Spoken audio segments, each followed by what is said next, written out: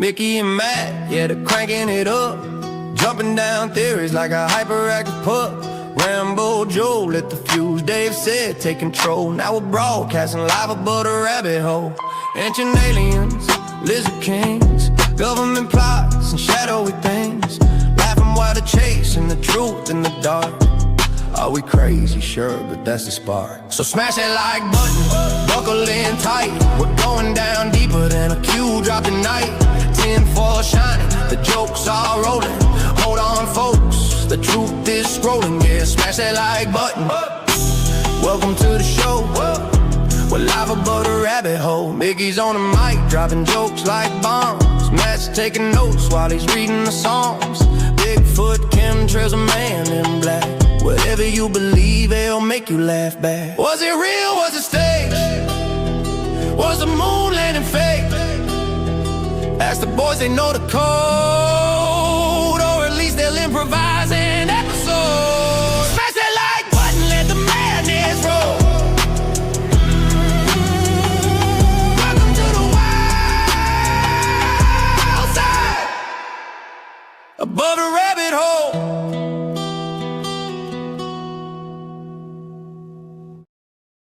Morning, everyone. Happy afternoon, whatever you call it, wherever you are. Evening, night, day. Yeah, evening for our European viewers. Yep. Matt, I just noticed something on the camera. See this little peak right here? Yeah. Everybody else has a peak right in the middle. See, I knew mine's kind of back here these days, though.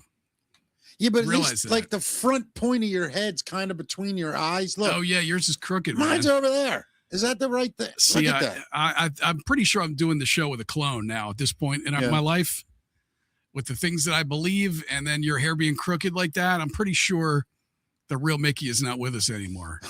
Should be so lucky. Man, would that be awesome? I'm waiting for the day a van pulls up next to me. Yeah. They won't even have to grab me. I'll jump in. I wouldn't even know, but there'll be signs like your hair. Signs, all right. Your hair will be crooked. All right, Matt. So it's Monday. That means Q School. And today is, before we get into it, a lot of things going on. Number one, over the weekend, I don't know if you heard, Matt, that we bombed Iran. I don't know if you heard that. Really? I did not hear that. It was news. weird. I woke up Saturday, I was watching soccer, and then I thought there was like nothing going on. No, apparently. Yeah. And then the weird thing is, apparently the whole world was celebrating, but if you watch our news, we're in big trouble. Like, we did a bad thing, right? Are you like? Well, if you weren't watch certain news, you should say, right? Yeah, I know. Before we get to our guests, I can probably speak for them. They've both probably had about 72-hour erections since this happened because they know they're going to be able to talk about this now. In fact, you want to bring I think they talked about it on Saturday. You want to bring them in? Yeah, let's bring them in right now because they got to be so happy right now. It's like, absolutely. There they are, ladies and gentlemen, the great Dave from News Treason and Mr. Entertainment himself, Joe Rambo. What's up, guys? Hey, Dave, where's the peak of your hair, bro? I think I left it back in New York about 10 years ago. I left mine in Philly. Dave and I have similar peaks. Yeah. So, gentlemen, I'm sure both of you, we're going to get into the 60,000-man army, but we would feel absolutely ridiculous if we didn't just take a couple minutes with you guys to give your opinion on what some people, and I'm not being funny saying this, are calling one of the most important military raids in the last 75 years on a global scale. How does that sit with you guys? Well, I don't think there's an anon on the planet that's surprised by this, because like we did on Saturday, not to go off track and to a whole nother rabbit hole, but you got to read the drops, and everything you're watching play out on your television right now are things that Q was talking about 8 years ago in 2018. Yeah. 8 years ago. So, all I'll say is this, kind of what I said to you backstage. Pay attention over the next days and weeks, because my guess is going to be what you'll see, like Venezuela, is this is going to end quickly. There's not going to be boots on the ground. You are not going to see what you've seen. Like Andrew Tate even said it, right? You don't have to be as big as fan. He said, you want to see a real war, go look at what happened when we went into Baghdad. Right. And now compare that to this. Yeah. And you have to just ask yourself, like I said, the same thing when we went to Venezuela. Has there ever been another time in the last century where anybody has exacted regime change in a country and there's been no instability? There's been no dark groups trying to fill that void, right? It's clean and swift, like Q said. And you just have to stop and think that at minimum, if that's the case, then there has to have been something done and prearranged prior to what we're seeing on our television to prevent that from happening. And I'll leave that to people from there to decide. I want to add that. Yeah, please. Look, the level of comms that came with this thing were so heavy that there's anons like, some of our very close friends that were able to kind of predict what was going to come. All right, so put that aside. Look, I just want to ask a logical question. The B-2 bomber is a stealth plane, right? Yep.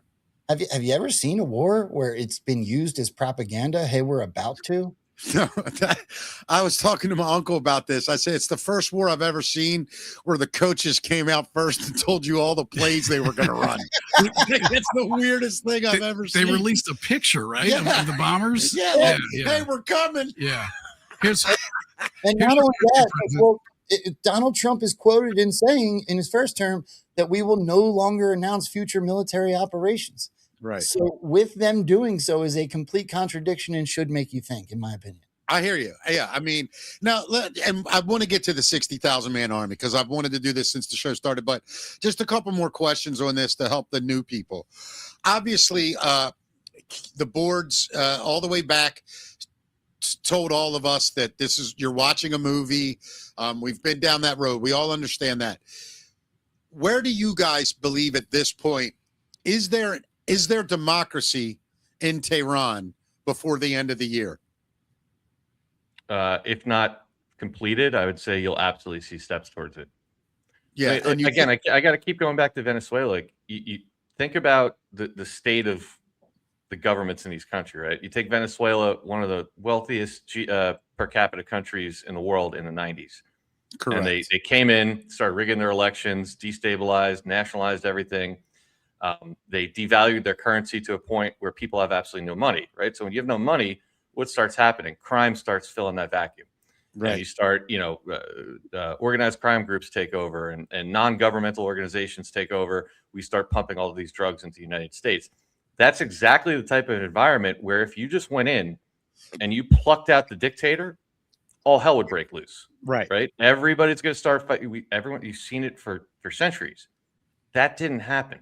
Yeah. What is that like? What does that tell you? Is that an accident, or did somebody go in there and set everything up so that when you pluck this guy out, and honestly, I still believe that he was plucked out a long time ago, but either way, when you tell the people he was plucked out, you don't have chaos. And I would bet my life you're going to see exactly the same thing here. What did you see when they took him out? If you're paying attention, there's no fighting. There's no insurgency. Yeah. They're in the streets dancing. What does that tell you? The weirdest thing is, other than missiles exploding in satellite states around Iran, Kuwait, Dubai, UAE, all those places, except for buildings blowing up there and Iran taking credit, Iran has done absolutely nothing. They've let their people flood the streets. There's no, from what I'm seeing, there's no real chaos. There's no pushback from the military in the homeland. It does look really, really orchestrated and well maintained. It's really a testament to the way you guys explain this in the future. Like, when I see it happen now, that's why I wanted to bring it up this morning. Excuse me. So that people new to this understand you guys see this stuff coming miles ahead and you're not shocked when it does and you stay calm. You're not. Now, I do believe, do you think we will see something happen here as a retaliation? Will there be a cell activated, something like that? Yeah. You already did. Left, right? Yeah, you already did, and it was the most fake thing I've ever seen in my life. I know we're talking about 60,000 army, but I would encourage people go look at. First of all, let me back up a minute. Why do I say this? Joe and I called this on Saturday. We said you're going to see staged events here. Mm-hmm. Now, why do I say that? Because again, exercise common sense. Let's pretend what you're watching in Iran is completely real. We'll put that to the side for a minute.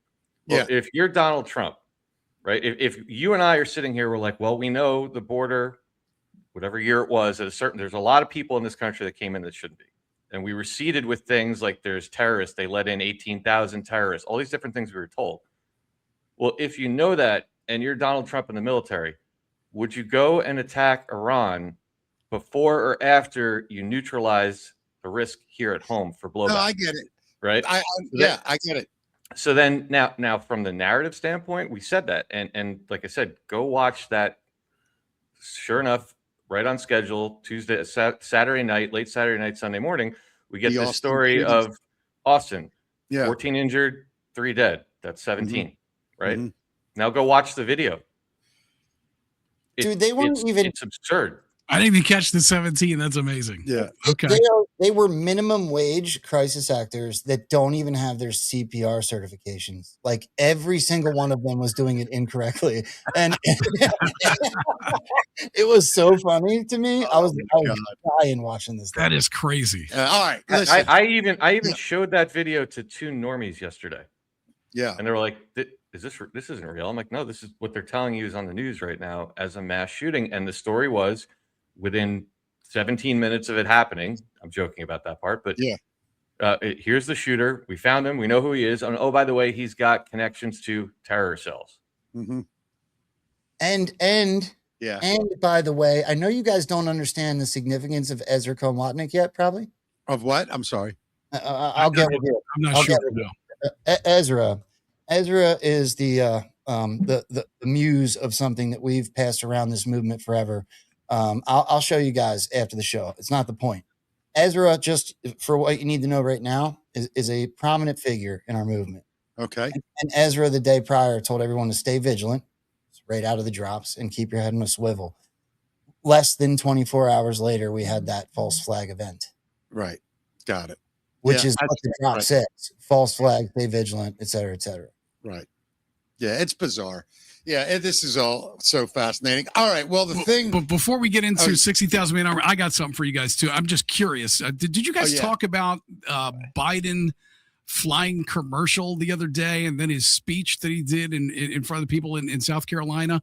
Yeah, I'm just curious. Mick, have you seen this? Have you seen him at the airport? I'm so ready to watch sitting in commercial. Thank you so much. I'll see you tonight. Thanks for taking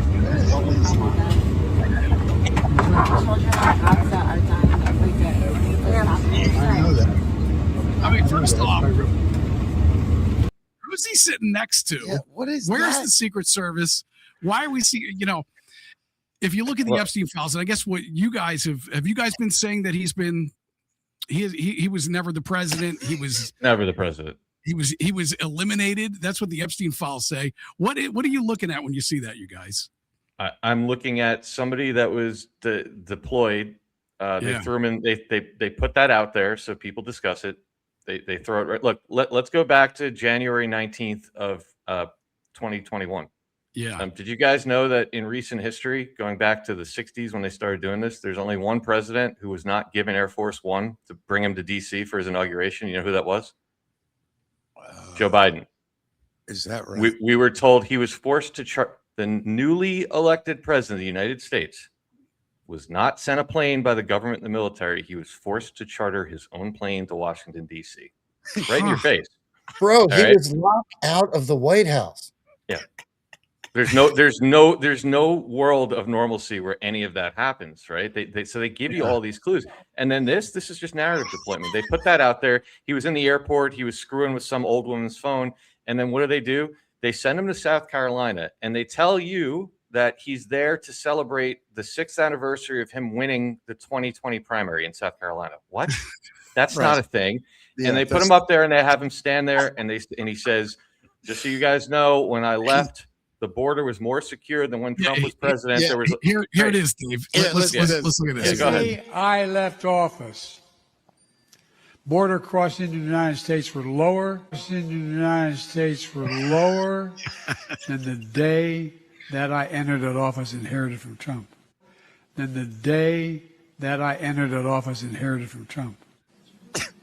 He is, I won't say it. That's just a fact. On the day I left office, I handed Trump the strongest economy in the world. in the world. That's not hyperbole. That's a fact. The day I left office, I handed Trump the strongest economy in the world. In the world. That's not hyperbole. Think about it. Think about it. He doesn't mention Renee Good, Alex Petrie, who were killed by Minnesota ICE. In Minnesota by ICE. Were killed by Minnesota ICE. In Minnesota by ICE. Jesus. I like how he renamed him Petrie. You know what it's like watching to me, Matt? It's like, you ever go to a bingo with like a grandparent, and then that old lady that they let call the last game, she's making up letters and shit. Right. J Schwab. What? There's not a J in bingo, lady. It's so pathetic. What were we going to say, Joe? Sorry. Well, no, you're good. I think now we know why there had to be a fake Jim Carrey, because Jim Carrey was tied up, taking. I'm just kidding, kind of. Where did you guys fall on the Jim Carrey? Is Jim Carrey a bad guy? Don't even start. I got a 45-minute dig on it. Look, here's the other thing. He just said, "Don't start." Yeah, there's a picture where you can see the side of a mask on that guy. Yeah, it's too much right now. I got a full dig though. If you guys want it, I'll give it to you. All right, we'll do that later. Go ahead, buddy. Here's the other thing. I could fill easily an hour without talking much in between the videos, worth of clips of Donald Trump telling you that Joe Biden was shot. It's not him. He's not alive. Right. He doesn't know he's alive. Yeah, he doesn't know he's alive. Yeah. Sleepy Joe, Crooked Joe, right? It just goes on and on and on and on. My favorite one is that he's missing half his head. That's my favorite one. Like half his head.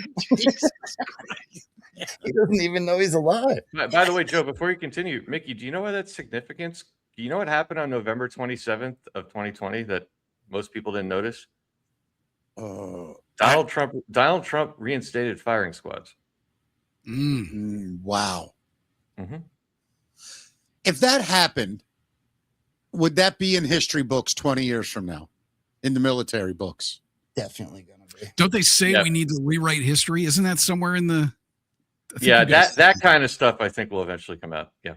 That's crazy. Have to. Yeah. All right, let's get into this. Apparently, now I'm going to try to start this off right as the normie here, Matt. For this entire time, we've heard of a thing called the 60,000 man army. You know what? I heard for the first time the other day when I was talking to Joe. So I don't even know what the 60,000 man army is. So I'm going to attempt to explain it as the You're going to explain it. Well, and then let them correct me from here so that we see where it's. So to me, oh boy, the 60,000 man army is a group of people that are currently inside the military and outside, all working together globally to make sure this plan, when completely unfolded, there are people in places to make sure that the plan can be carried out in its entirety. That's how I see the overview of the 60,000 man army. Take it from here, boys. All right. Let me quickly just establish a couple of things, right? Do you guys acknowledge, and I know you're new to a lot of this stuff, so I don't want to go too deep into the rabbit hole, but do you guys acknowledge that at least some events that we have seen when we look at false flags over, go pick your poison, the last 10, 20, 30, 40, 50 years have involved staged events and or crisis actors? I do believe that now, Dave. I did not believe that 9 months ago before I started this journey. Yeah. Now, yes, 100%. I've heard that. I've seen pictures. I haven't looked into it enough to really be able to form a decent opinion about it. So, I'd love to hear what you guys have to say about it all. Well, I mean, I would point you guys to the granddaddy of them all, Sandy Hook. If I always say that, if you have to start and if you're going to ever go down the road of full control and the kind of things we're about to talk about here, you have to first establish and understand what was being done to us for a very long time. And Sandy Hook, to me, when you really learned that no one died that day, that there was an entire event involving a school that was closed for 4 years, nobody knew it, and crisis actors and You're talking about the media parts, elements of the media were in on it, elements of the coroner, the police, the mayor, they were all in on it. And you understand that can be pulled off. And here we sit 14 years later, and a very small group of the population even knows it. You kind of have to establish that, because some of the stuff we talk about, right, with all these different events that we're saying and we're pointing out, we're like, that's staged, that's altered, that's crisis. It sounds insane until you look at events like by the way, look at the Boston bombing. It's another one. Well, it's wild, man, because you look and you see guys like Alex Jones, who like almost lost his entire career being sued for the Sandy Hook thing, for the comments that he made, literally billions of dollars. What did he say? Joe, did he? Did he? But Matt, you're not wrong in saying that. Our opinion, and we have a lot to back it up, would be that lawsuit that you were presented with was a white hat counter to that. It was, okay, this happened. Let's show the people. Let's wait. Let's not do it in 2015 when he first said that. Let's not do it in 20. Let's wait until around 2021 when everyone's starting to pay attention. And now we're going to demonstrate for the public what they would do in the past. Let's show people on the grand stage what the government and these people, these deep staters, would do in the past. Try to stop him from bringing the truth out. All they did was put more eyes on it by doing that. I want to add something. Okay. The question is why then, right? So for people that hear Dave, something like that. So why do that? Right. What's the point? There is millions, if not billions of dollars involved with certain agendas, specifically the one that was trying to infiltrate and take over our country, get rid of guns.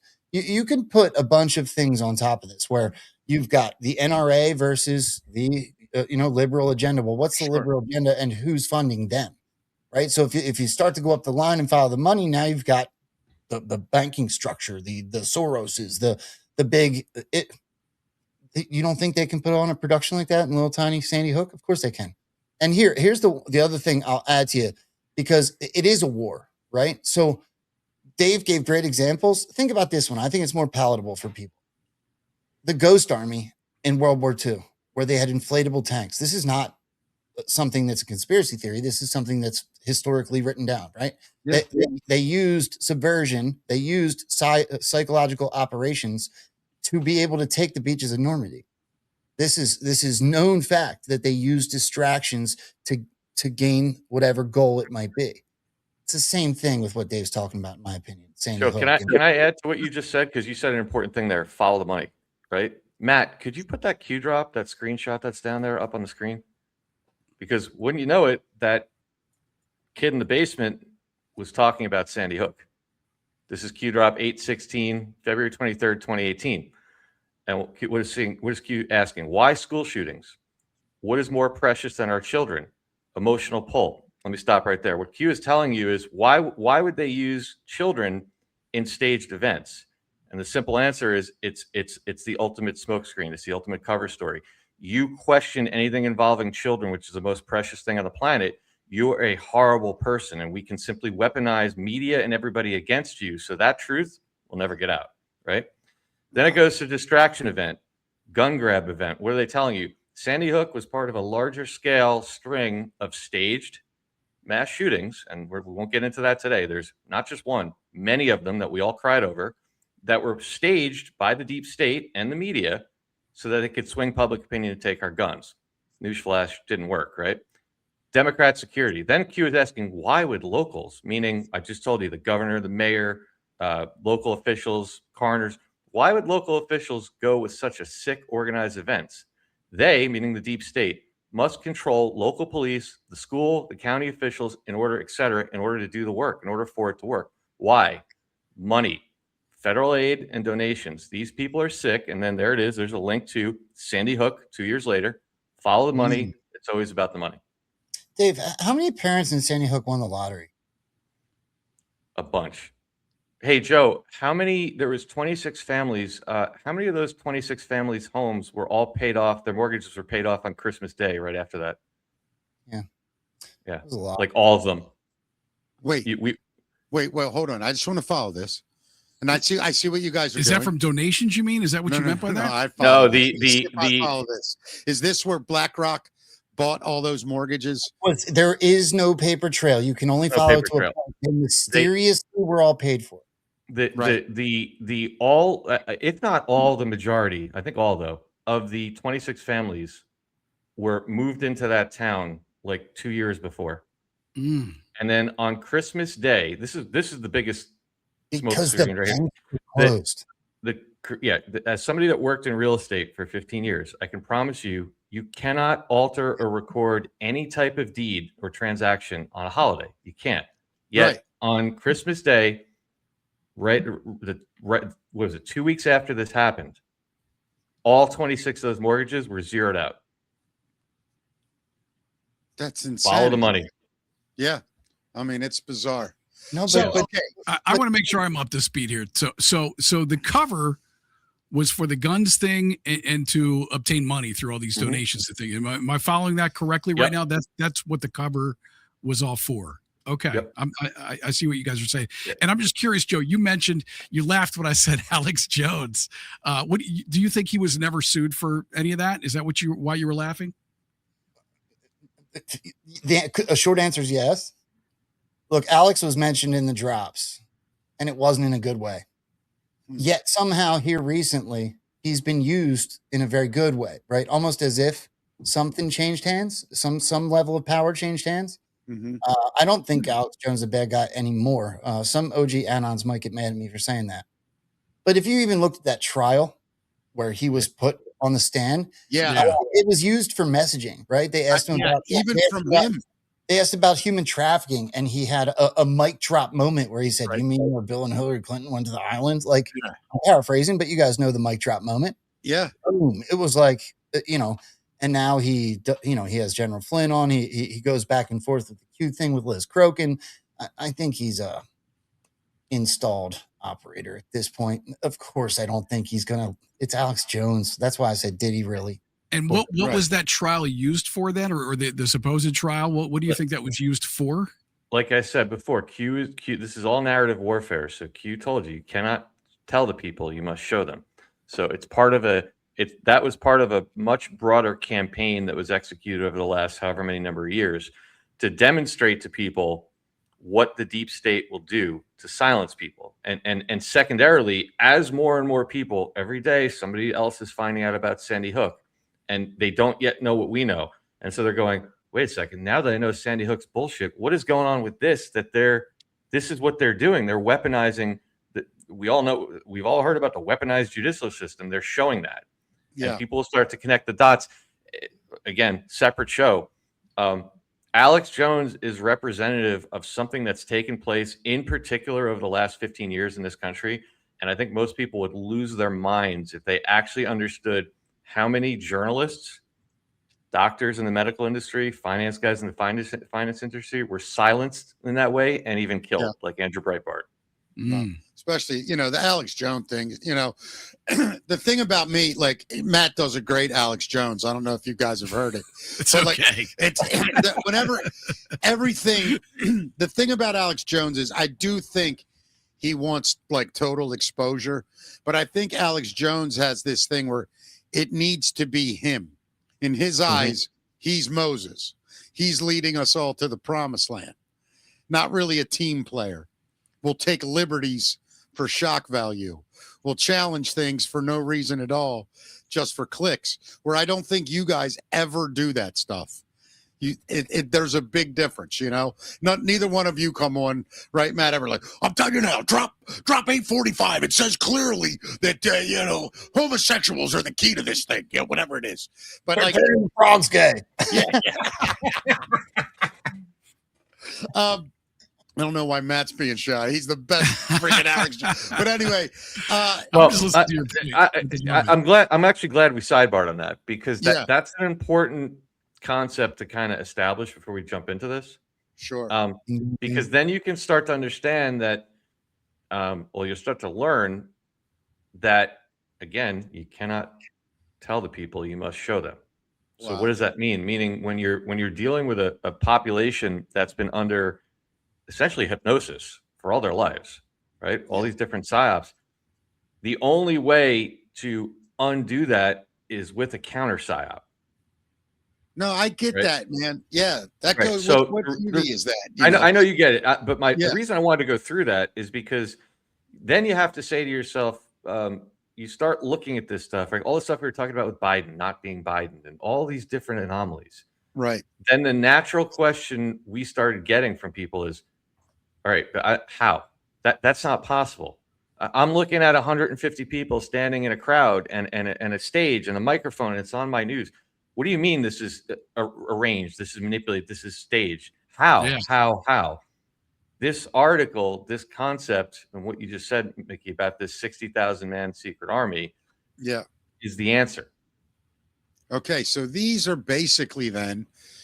This is let's just say 60,000 people that are put in place to carry out or make sure all this psyop, counter psyop shit is done right and properly. Is that it ultimately? Well, I mean, I would argue there's dozens of reasons, right? If you are going to infiltrate keep in mind, we're seeing all these systems coming down right now, the fraud, the corruption, right? Well, you have to infiltrate. That's a big part of what Q talks about. Well, as well as we were infiltrated. So as part of the takedown, we have to counter infiltrate them. And this has been going on probably for decades. And so, we're going to focus on that side of it today. But yeah, you would also, if you need you need a crew of truck drivers to go in and work at an organization for a month and do it. You're probably not going to, if you're talking about dark organizations, you can't send in the DEA, you can't send in the FBI. They'll just figure these people out. You have to come up with staged identities, staged appearances. You have to have social media and high school records and everything to back it up. In some cases, they can even manipulate fingerprints and the skin oils that come through. This is real. So yeah, we're going to focus on the Q side of it, but keep in mind, they would be using this stuff for many, many, many different purposes. Probably a lot we don't even understand. Can I ask you a question? Is the 60,000 number, is that an arbitrary number one? And who is at the top of this thing, would you say? Is it our military? Is it? I would imagine they report directly to the military generals or some of their subordinates that run this. I would just say, if we're being told, and actually I'll just tell you what I've been told. I don't have special sources, but we do have a lot of people that reach out to us. I have had multiple people anonymously, and this is also was our theory. We've always said, if they're telling you it's 60,000, it's probably way more than that.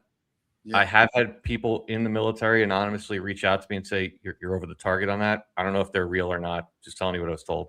Sure. And also keep in mind, we're told that it's 60,000 in the United States, meaning that report to our Pentagon.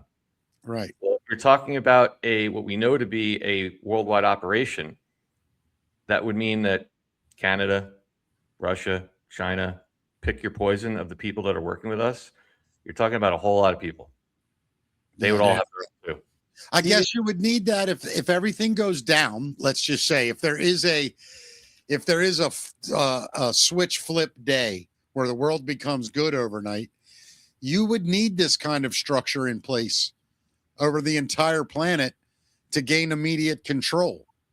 Otherwise, I think chaos would ensue. I think many people in certain countries would make claim to leadership. I think in places around the globe, faction or fraction tribes and whatevers would be fighting wars. This is already like, the switch is flipped, bang, everybody's in place. Let's move forward. Is that kind of? Well, I don't think it's going to be a switch flip. I think this is a process that we've been looking at for many, many years. And I think what you're getting to now with all the other stuff going on in the world, it's just escalated to a whole new level. And I think it's going to get even more obvious. Matt, let me do this. Matt, there's a screen share down there. It looks like, I think it says Dave News Treason, not the slides. Let me just show you.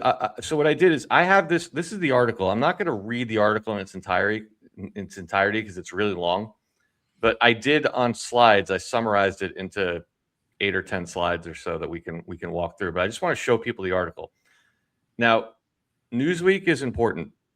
And again, you have to have been in this for a little bit, but you'll start to learn that there's certain publications where they've very clearly planted stories for us to find. Newsweek is definitely one of them. So when we start to see stuff pop in on Newsweek, we pay attention.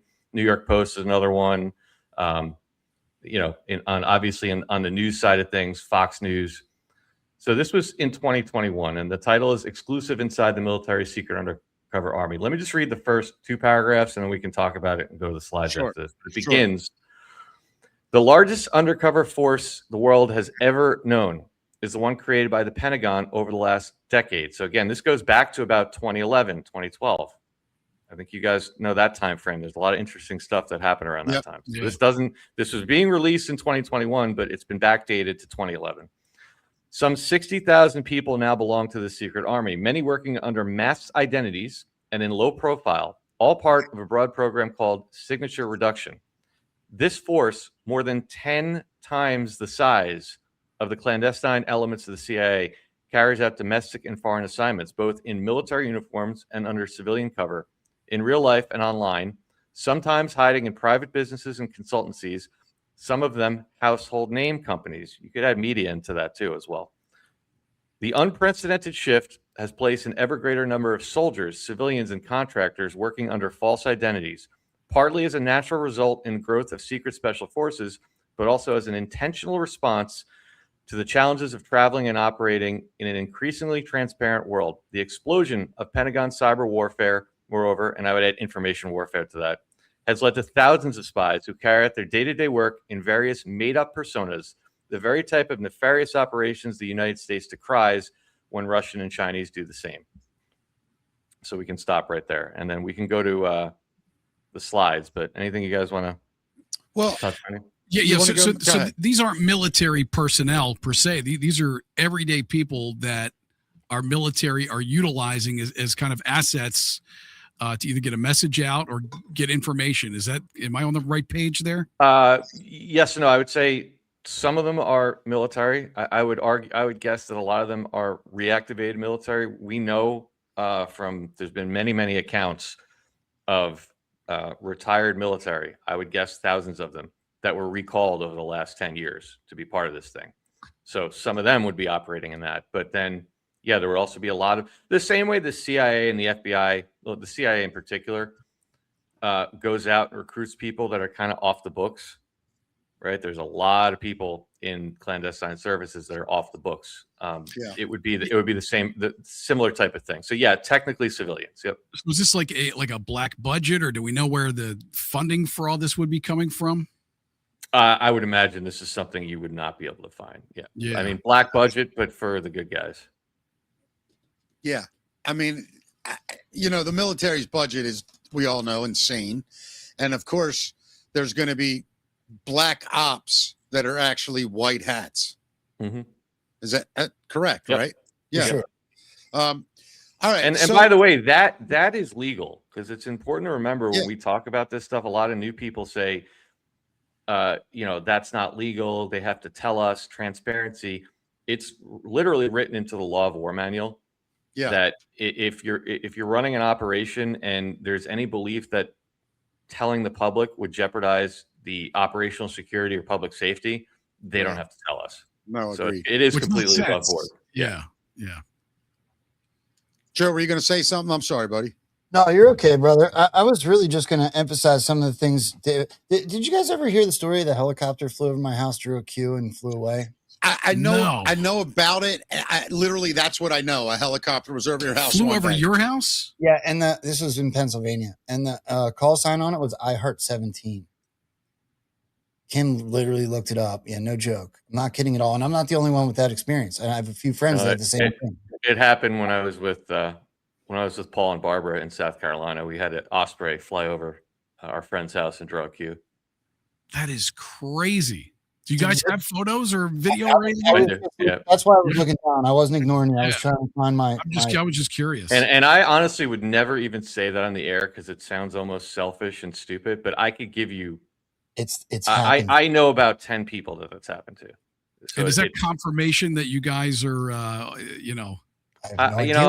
think it's insane to even think that that's the case. But when I know like 10 people that it's happened to, what are we saying? 10 of us who all do the same thing saw an aircraft over their home, or in some cases, one was at a conference. There was a bunch of them at a conference, and they did it like I don't know what to tell you. You know, it's funny you're talking about that because I can't, all right. Wouldn't they need, and I'm assuming your way of answering is going to be no, but I mean, really think about this. If you're them, if you're the White Hats, you almost have to at least wink and a nod every now and then to keep the motivation, to keep the belief.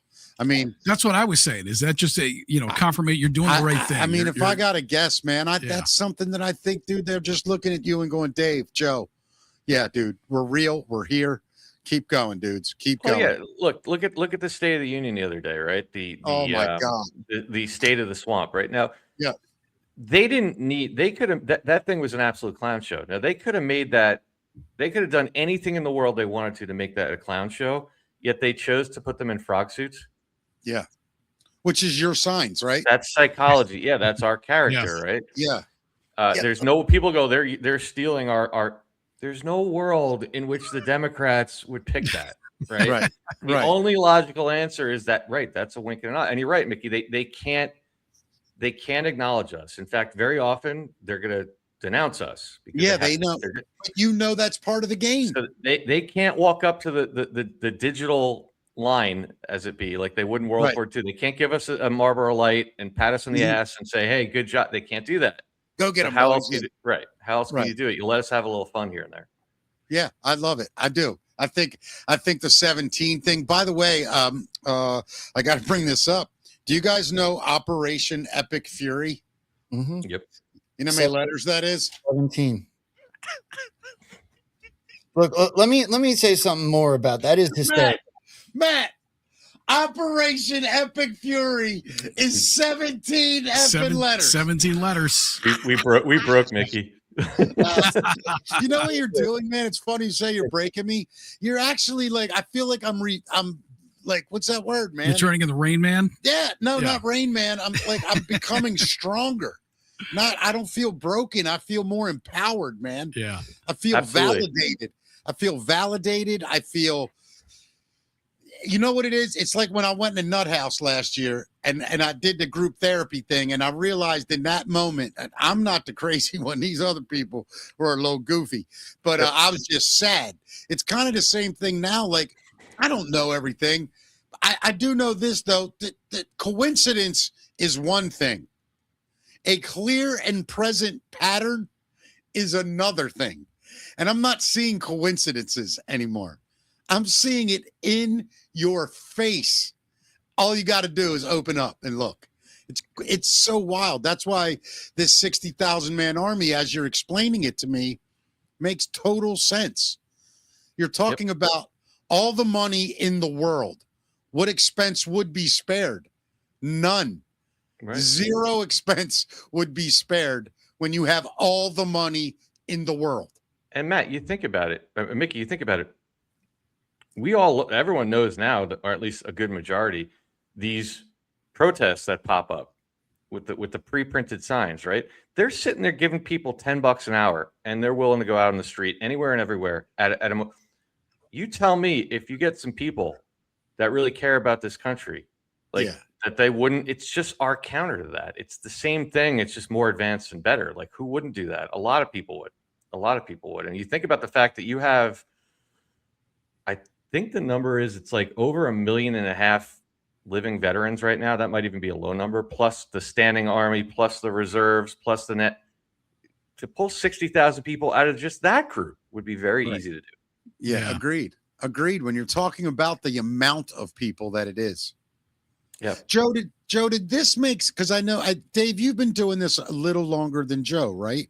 Am I well? Right to give full credit, it was we had been sitting there through the 2021, 22, I think even in 23, and we're sitting there laughing at the absurdity of the fact that people believe that's Joe Biden, and again, I don't say that sarcastically like you guys, but if we understand, it's just like the 17 thing. If you don't see it, you're not really meant to see it. And then once you see it, you can't unsee it. So we were sitting there watching this, and Biden's not the only one. There was just so many absurd things that went on. Yeah. And then it's like, and again, Matt, Mickey, to your point about like validation, this article came out, by the way, on May 17th of 2021. So they let us sit there for kind of 5 months. Wow. And be like, what the hell, this is crazy. That's not him. And then to give full credit, it was Mike King, I think about 2 years ago at this point, maybe a little bit longer, who no one had talked about this. This was sitting out there. Yeah. And I didn't know anyone else to talk about it. And he came on my show. He's like, look what I found. Let's dig into this. And so I was sitting there and my eyes just lit up. I'm like, there's your answer. People keep asking why, how is this possible? Here's your answer. Yeah. The thing I'm finding most enjoyable about the whole thing, and you must admit this to be true, for the grandest, greatest, most clandestine mission of all time, they're pretty wide open about it. they're pretty much putting it and doing it in full reveal. Dude, that's, in my opinion, that's the greatest part of the psyop. Huge tell of the 60,000 man army, right? Look, I do believe they're mission specific. It can be a distraction. It can be to stir up conversation and debate. I think that it could be to, I think 60,000 man army would probably be responsible for the Christmas bombing in Nashville, right? There's probably different branches and aspects and mission specific things that have gone on through this whole thing. And that's such a great point, because half the messaging is so in your face, it's undeniable. And the other half is going, you guys are insane. That makes no sense at all. And it's literally done nothing but draw controversy and conversation. Yep. And in my opinion, when we're seeing these kayfabe moments, right, pick a huge one. Donald Trump and Elon, best buddies. We got little whatever his name is hanging out in the White House. And then next thing you know, he flips over to X and goes, Donald Trump's in the Epstein files. And everyone's like, ooh, now we got to get Donald Trump. We really want these. Let me give you a great example. Do you guys ever watch the Donald Trump near assassination, not near assassination video in Butler, right? And what did everyone, even people that believe it, what do they notice? They go, there's a whole group of people right around him. They didn't even react. They didn't duck. Right. Okay. Well, that we know, by the way. And I know somebody that was sitting there, and they're sitting there and they ducked. Well, they're like, other people didn't duck. Well, because how would you control an event like that? You could have 10 people sitting next to you that are part of this, and you'd never know it. And how pathetic of that Secret Service woman. Actress. Remember her? Yeah.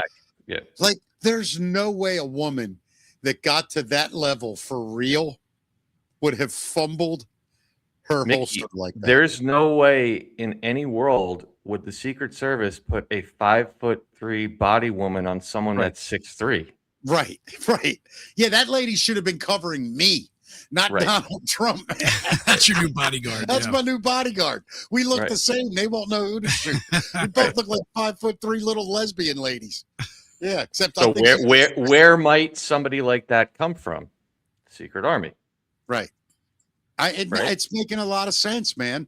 Do you guys think that there are players in that 60,000 man army whose job is literally going to be telling the story one day? I think it's already happening. Okay, so that's what I wanted to get into. So and Dave, I know you and I share a belief about Bill Maher. I think we both feel he's a good dude and a great actor. Am I right in saying that? Yeah, I hate saying good or bad because everyone's got some, but yeah, I don't believe that he's even what people take the things out of the drops. He was wearing red shoes, right. He named his that could also be a distraction. Yeah. Anyway, okay, so there are guys like that I'm noticing. Now, Jesse Waters is an interesting one. In the last 60 to 90 days, he has really started to bring dialogue into that show that you never heard on a network before at all. And he's in his little swarmy rich boy way, which I get is his character. He's doing it kind of tongue in cheek, but at the same time, kind of like this, is it? You know, is there validity to this? You know, and then go ahead. I'm sorry. We call him Jesse Anon because he's one of the Fox characters that back in the day, Joe, if I have this right, was lurking on the boards, by the way. You really think so, huh? Yeah, and he's not the only Anon. I mean, we got Kevin Clark, John Solomon. John Solomon. What about Hetheridge? I'm sorry, Catherine. Who? Catherine Hetheridge. By the way, Herridge. yes. Yeah. See, I'm not going to lie to you. I think, if I'm not mistaken, she may have been there for the second Iraq War. You know, when we went under after 9/11, I think she was in the next couple of years part of Fox then, if I'm not mistaken. I think she covered the Pentagon back then. But I found her back then. She got my attention. I thought she was an amazing reporter. And I still think that lady, like you're saying, man, I see her strangely as a standalone journalist in that world. She never bought into bullshit. She never got trivial or weird about anything. She just kind of said, well, this is what happened. Even if it was bad for Fox News audience, she told truth, I thought. Did you see her last? I would argue there's a lot of people in the mainstream media, a lot, that know about this. Yeah. And just they can't say anything. On both sides. On both sides. Yeah. You mean good people that know about it and are pretending to be bad right now? Yep. Are you saying that they are part of this 60,000 man army? Is that what you're saying? They are actually part of? I mean, I guess technically, yeah. They're a lot of them are probably not operating under clandestine identities, but they're serving a purpose. Consider this, Matt. Do you believe that it's possible that three-letter agencies had their hands within the messaging of the mainstream media for decades now? Yeah, absolutely. Pretty much all of it. So what happens when the power, the hands of control switch over on those three-letter agencies? Yeah. Yep. And they still have those relationships. Yeah. This is why I believe the media is fully controlled. Or maybe it's possible it's just coming down from a boss that they don't understand is the CIA or it's not only possible, it's probable. Yeah, some of the big names, like I would guess, like Tucker Carlson has been with Trump nonstop, right? Like some of them may know more than others, but you're right, Matt. It doesn't need to be that you're reading in 150 journalists. You just simply flip over, like Joe said. You just flip over. You tell their boss, because that's how it used to work. It was there was the one guy, two guys, like maybe a boss and a producer would know, and that's it. They disseminated everything else. Like a lot of them don't know, but I think there's a lot that understand what they're doing every day. They may not have a direct contact, but the same way we sit here and figure this stuff out, they're not stupid. They have better contacts than any of us. I got to ask you guys, where's your head at with Candace Owens? Candace Owens actually is an actress. Like she was on the same lot. Right. Yeah. She's an actual actress, but where do you see the things she's spewing right now? Because I feel like it crosses over with a lot of things you guys talk about. Yep. She's her role. Yeah. I would argue her role is she's one of the people that is there to tell the truth and say the things that other people are not allowed to say. Because, did you guys hear her say fake and gay on one of her latest videos? Yep. Yep. So guys, then we're really hitting into something now. Let's just stay right here, because what we're really talking about with this 60,000 man army are all the players, actors, leaders, soldiers that are involved in this complete takeover of the, let's just say, cabal that had been running the world. Why do they use so much diversity now? Is that part of the Q plan to get everybody so confused that when the truth comes out, everything's believable?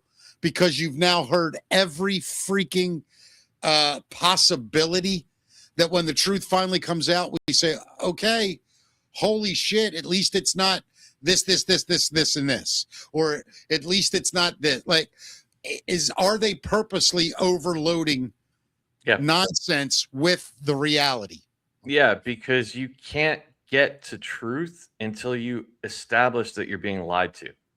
Like, no matter who it is, I would venture to guess, no matter which audience we're sitting in front of, if it's any of us on the screen, every single person before they woke up or when they woke up started with one simple common thread: I'm being lied to.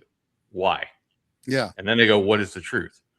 So you look at like exactly what you said, right? They're throwing everything at people right now because stage one is to get people to stop simply believing what's on the television in front of them. Once you do that, then so when people don't, I had somebody come to me with like the Charlie Kirk assassination, right? Mm-hmm. It doesn't matter where you stand on that. There's thousands of holes in that story.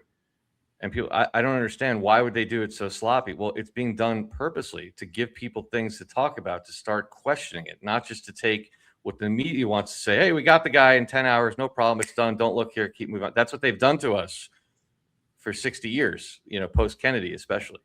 So, yeah, I would say that's absolutely part of the design. Yeah. Octavius Maximus said it's now a 60,000 and a half man army if Mickey's in. 60,000.5. Yeah. Joe, real quick before you do you have the Ghost in the Machine video? I do. Can't wait to play it. Can I ask a real quick question here too? No. So just so I understand, is this so the 60,000 man army is a function of the army, of the military, I should say, as opposed to the CIA, not the CIA. Am I correct in saying that? It's a Pentagon function. Yep. A Pentagon function. So when you're talking about the media, who do we think is in control of our media currently? The United States military. Now that's a whole nother dig for a whole nother show, but I can show you. I could show you how. Number one, I could show you precedent. I just want to clarify it only because we were talking about the CIA possibly, or three-letter agencies being in control of the media. We think at one time they were feeding propaganda through our media outlets, and now it's the military. Yep. Yeah. Operation Mockingbird is declassified. Everyone can look that up. It goes deeper than that. And then just 2 quick points before people say we're crazy. There's multiple precedent for the government taking over the media. It was done in World War II. Yep. It can be done through war powers. And by the way, this one president just happened to sign an executive order in like 2015 that strengthened the government's ability to take over the media, which set this whole thing up. That was that was Obama. That's right. Yeah. Oh, and one more thing that I think's even what Matt's saying and what Dave's saying is it's interesting that when the three-letter agencies were controlling the media, what they did with it. Sandy Hook. Now you're seeing what the military controlling it does with it. It's it's night and day. And you can make an argument that one is sort of, but is it though? Because they're still kind of feeding that same message through a lot of the liberal media, aren't they? They're feeding the same message, but they're feeding it in a way like, look at Joe Biden. Right.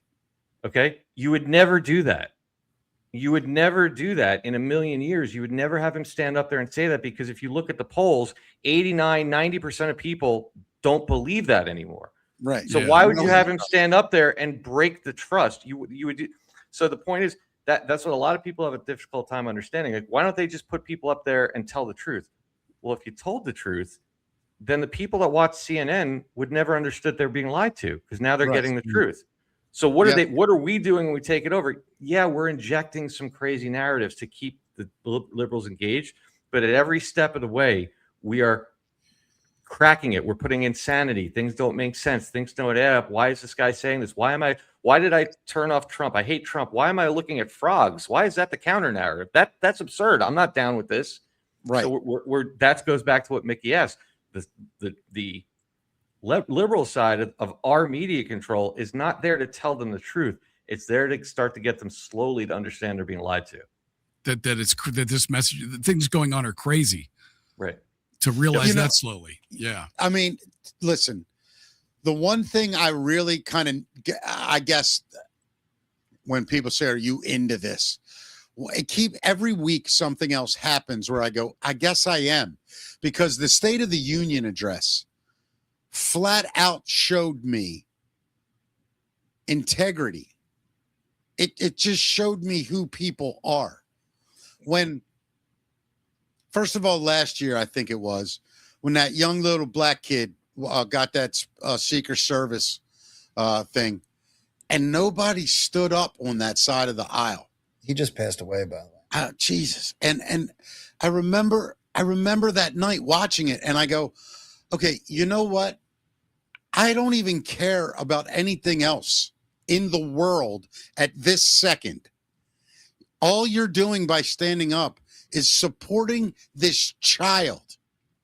Then this year, he said, please believe that you protect Americans above illegal immigrants.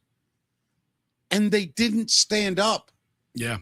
Then he said, wait a minute. Then he said, this woman who lost her daughter to murder, and we are here tonight to honor her daughter's memory. And they didn't stand up.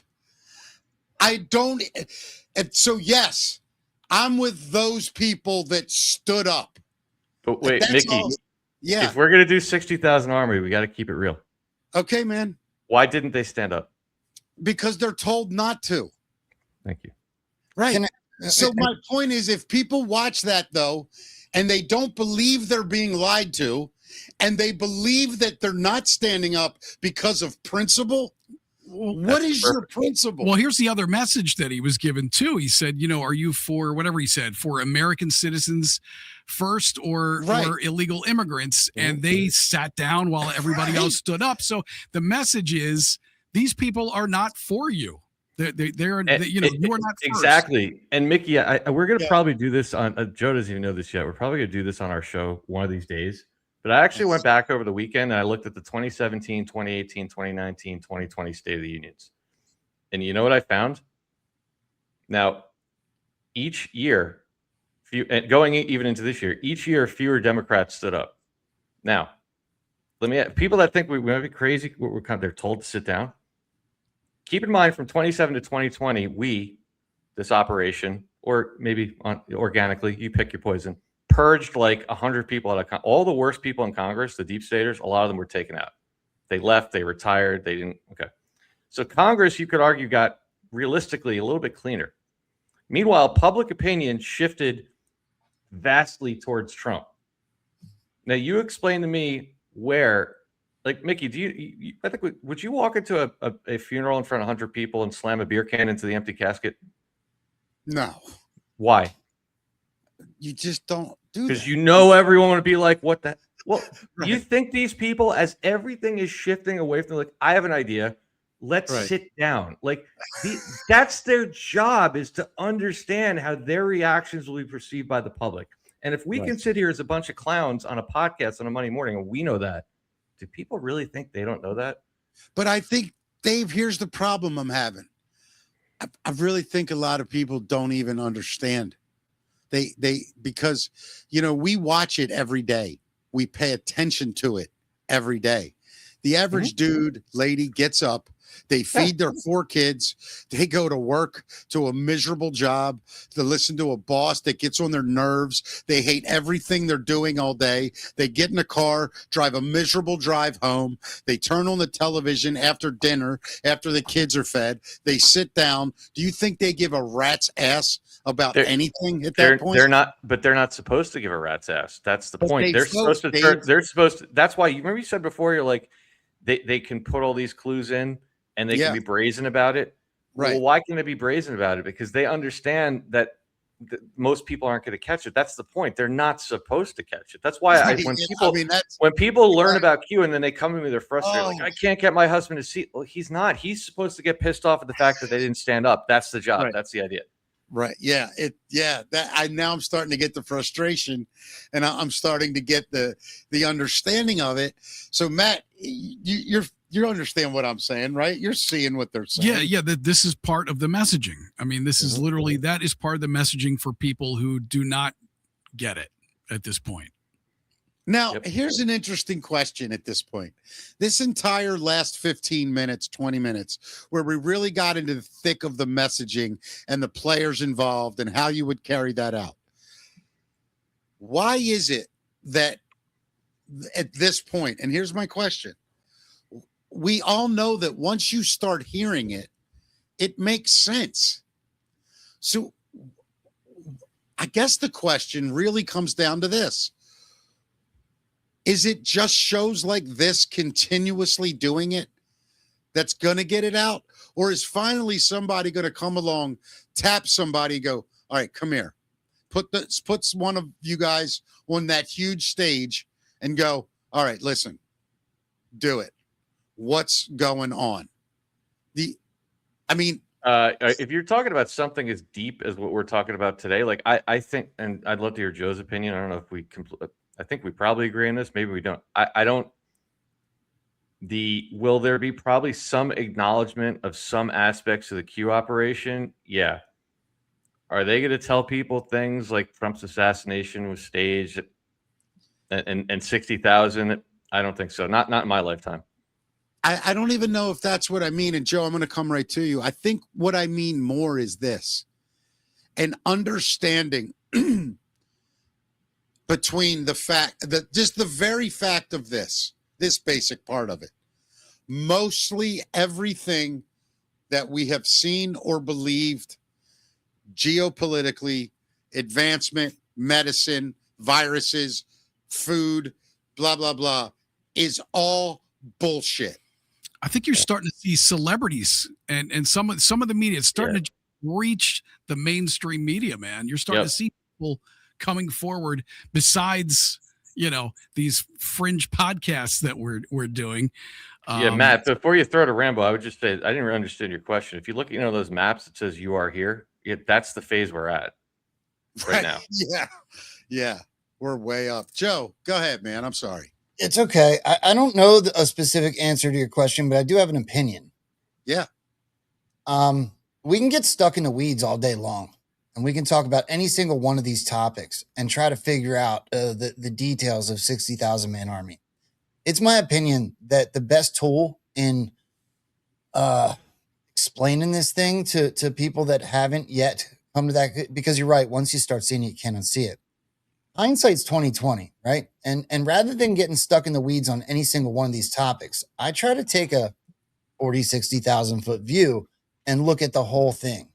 Well, all of those short clips I use, etc., the Biden administration and all the anomalies, right? I've talked about this. Yeah. In a way, it looked as if there was an umbrella, right? The borders open, inflation went crazy, supply chains got screwed up. And now when Trump's back in office, we're getting this slow rolled thing where it's I shouldn't even say slow at this point. The drips are coming faster and faster. Every day there's a new something big, something that can literally drag all of the internet into the weeds and fight over. Could you imagine if they just went, all right, there's fraud in Minnesota. There's Iran needs to be bombed. The Ukraine war, like every single one of the things. Can you imagine if one day they were just like, boom, here it is. This is the truth. Believe it or don't believe it. There would literally be unrest in the streets. What they're doing right now is swaying the public in a way. And I also believe pushing a timeline, because there is stuff that's been going on behind the scenes or did already happen prior that they're slowly unrolling for us. If when you talk about fifth generation warfare, War, the Ghost Army, 60,000 man army, every time you're presented with something, in my opinion, the first thing you should ask is, how does this make you feel? Right? I stole that from Awakened Outlaw a couple years ago because it stuck with me so heavy when he said it. I'm like, oh my God, I'll give you an example and I'll shut up. Do you remember the tranny in the hot tub selling Bud Light? Yeah. How did that make you feel?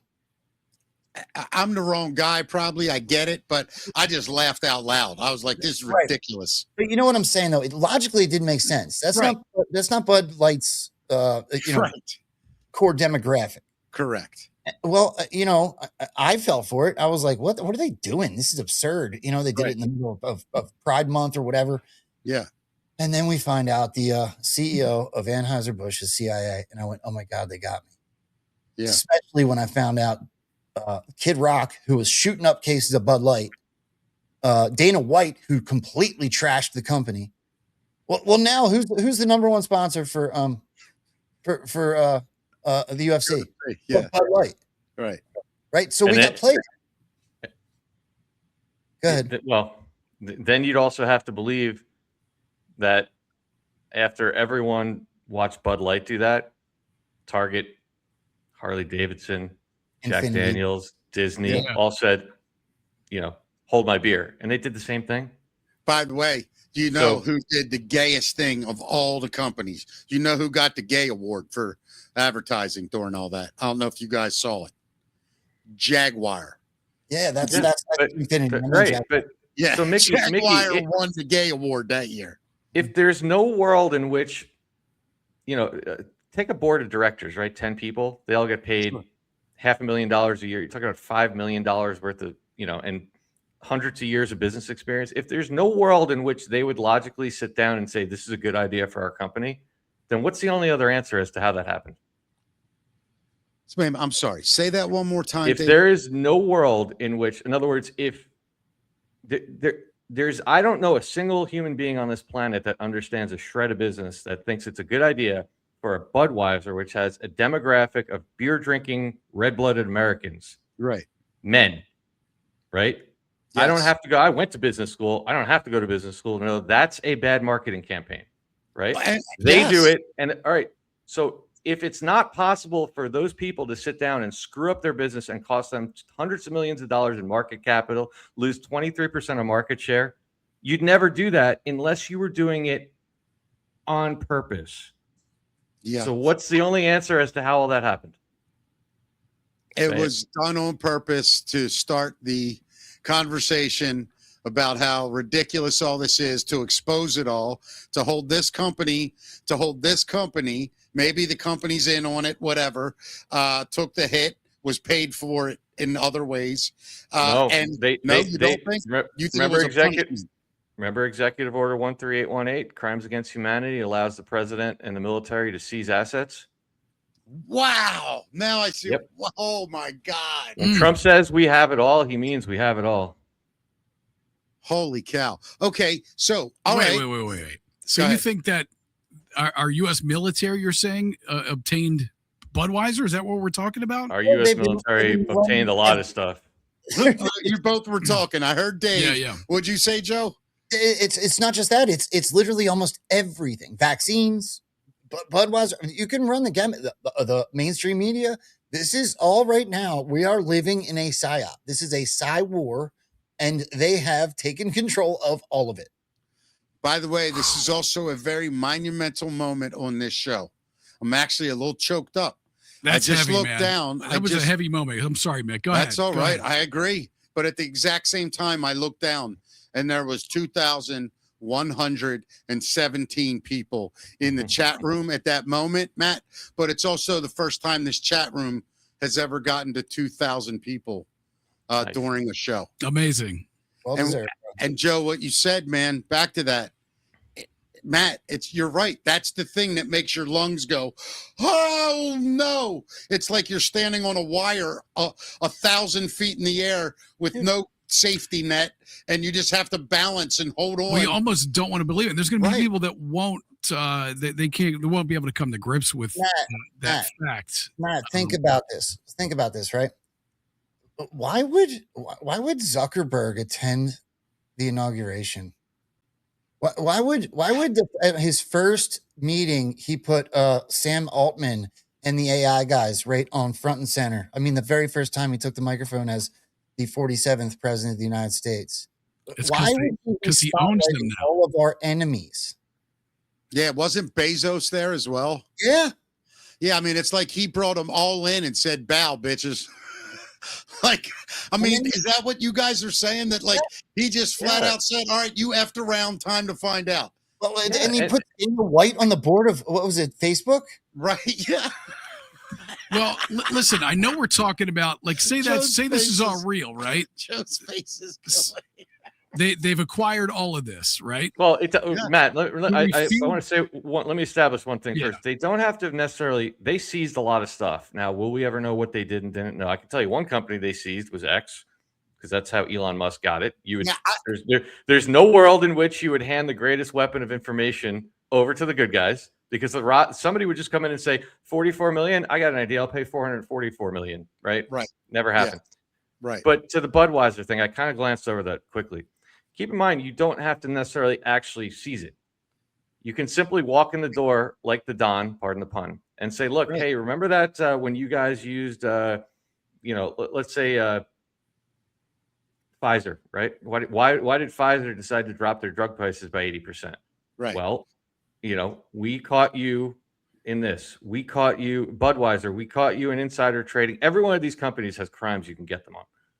And well, you guys made 300 million. You made $1 billion last year off of illegal stuff. We have this. We can proceed with military grade asset seizure, or you can go along with this marketing campaign. I mean, that's simple. So it's essentially a temporary seizure of their outlet in order to help get a message out, not necessarily them owning Facebook or Bud Light. It's a little bit deeper. Yes, that's the primary thing. But then also keep in mind, behind the scenes, you've seen a lot of companies change hands. You see CNN and all these companies going to Paramount. Look into Paramount.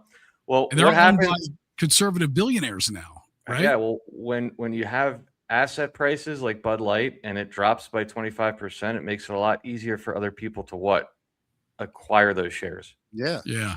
Hey, all right. So, I'll be honest with you guys. Today is, to me, Matt, today's like a breakthrough show for me. It puts things in perspective, I think, is what it is. It really puts things in perspective. And the reason I say that, Matt, because I want to say something to you guys. And I apologize if I'm putting you guys in a tough position with this question.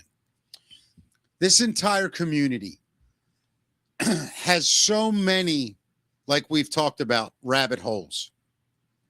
And so many things are sensitive to so many people for so many reasons. As a guy that's sitting here still kind of, I'm inside the hole. I'm not going to lie, but I'm not where you guys are depth-wise. But I will say this. Where I sit, I still see a way to move this to a place of understanding to the masses. And Joe was kind of hitting on it earlier. And I really just want to try to recap what I said, because I want to make sure this messaging is right. All right. So here's the thing. Do you guys agree with me or not that in order for people to really grasp the entire psyop of everything, they have to understand first where it's really, really most important, which is at the control level of information? I believe explaining how the information is controlled and exported to the world is the secret to all of this. Do you guys agree or disagree with that statement? Yeah, I would just add into that and the level of, they have to have some understanding of that and the level of lies and manipulation that they were receiving. Fair enough. Joe, are you on board with what I said or no? Yeah. I don't know where you guys want to go, but I would love to show you something. Okay, let me just say this last part. It's real short, I promise, because I think it helps somebody new right now. What we've talked about so deeply today is just that. In fact, Dave and Joe, you guys do an amazing job at explaining it once the sort of naive questions are asked. That's your brilliance. And I really think like this show today is the future of this movement. It's talking to guys like Matt and I the way we are. All the experts together are great, but I think sometimes without the sort of naivete, a lot of things are taken for granted, getting the message out to the masses. Oh, I still got normie questions. Oh, hell yeah. I definitely do. Matt, I could do this type of content 7 days a week. I love doing this. I think I think you're right in that over the coming months, years, there's going to be a lot of people that are interested in this. My thing is, it's not something necessarily that we control. It's it's more. It's gonna that timeline is going to be based on how many Epstein style declassifications we get, right? And as they keep pushing people like up the ladder, so to speak, as that happens, there's going to be more. I love doing this kind of stuff. Yeah, I'm so psyched.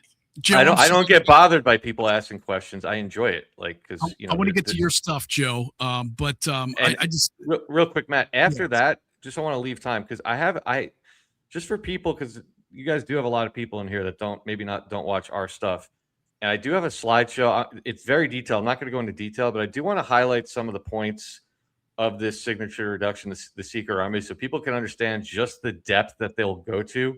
Yeah. It'll answer because people are, well, if it was this guy, I would know him and I would be able to see his Facebook. Like I can answer all that stuff as to actually how deep they go to make sure. And that'll get us to kind of Charlie Kirk. We can kind of wrap with that.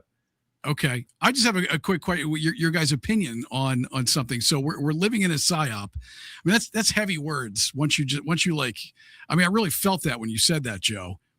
Are we ever going to go back to a point where our media is real media, where there are real journalists telling real news stories? Do you think that's in our future? Or, I mean, are we just going to be a victim of psyops that seems to be the battleground now. Well, I think we're moving people to a system where, look, what does Q tell you? You are the news now. We have more journalists out there now than we have in the history of the world. It's just that we have to shift our thinking from turning on that. Cable's going to be dead. Why do you need that box with 8 channels that you're? So that's a great question, Mickey. It's something everyone asks, and I think the reality of it is, we're just shifting our paradigm. We're shifting people into learning how to not have the information come to you. You go to the information. Yeah. Not jamming it into everybody's house. You're going to learn where to go, where you find the best information. Gotcha. Joe? I was going to say basically the same thing as Dave. I was going to use the We Are the News Now, just the same as he did right out of the drops. Here's the thing. It's not just the news. There is a grassroots movement that's going on right now. General Flynn talked about local action equals national impact, right?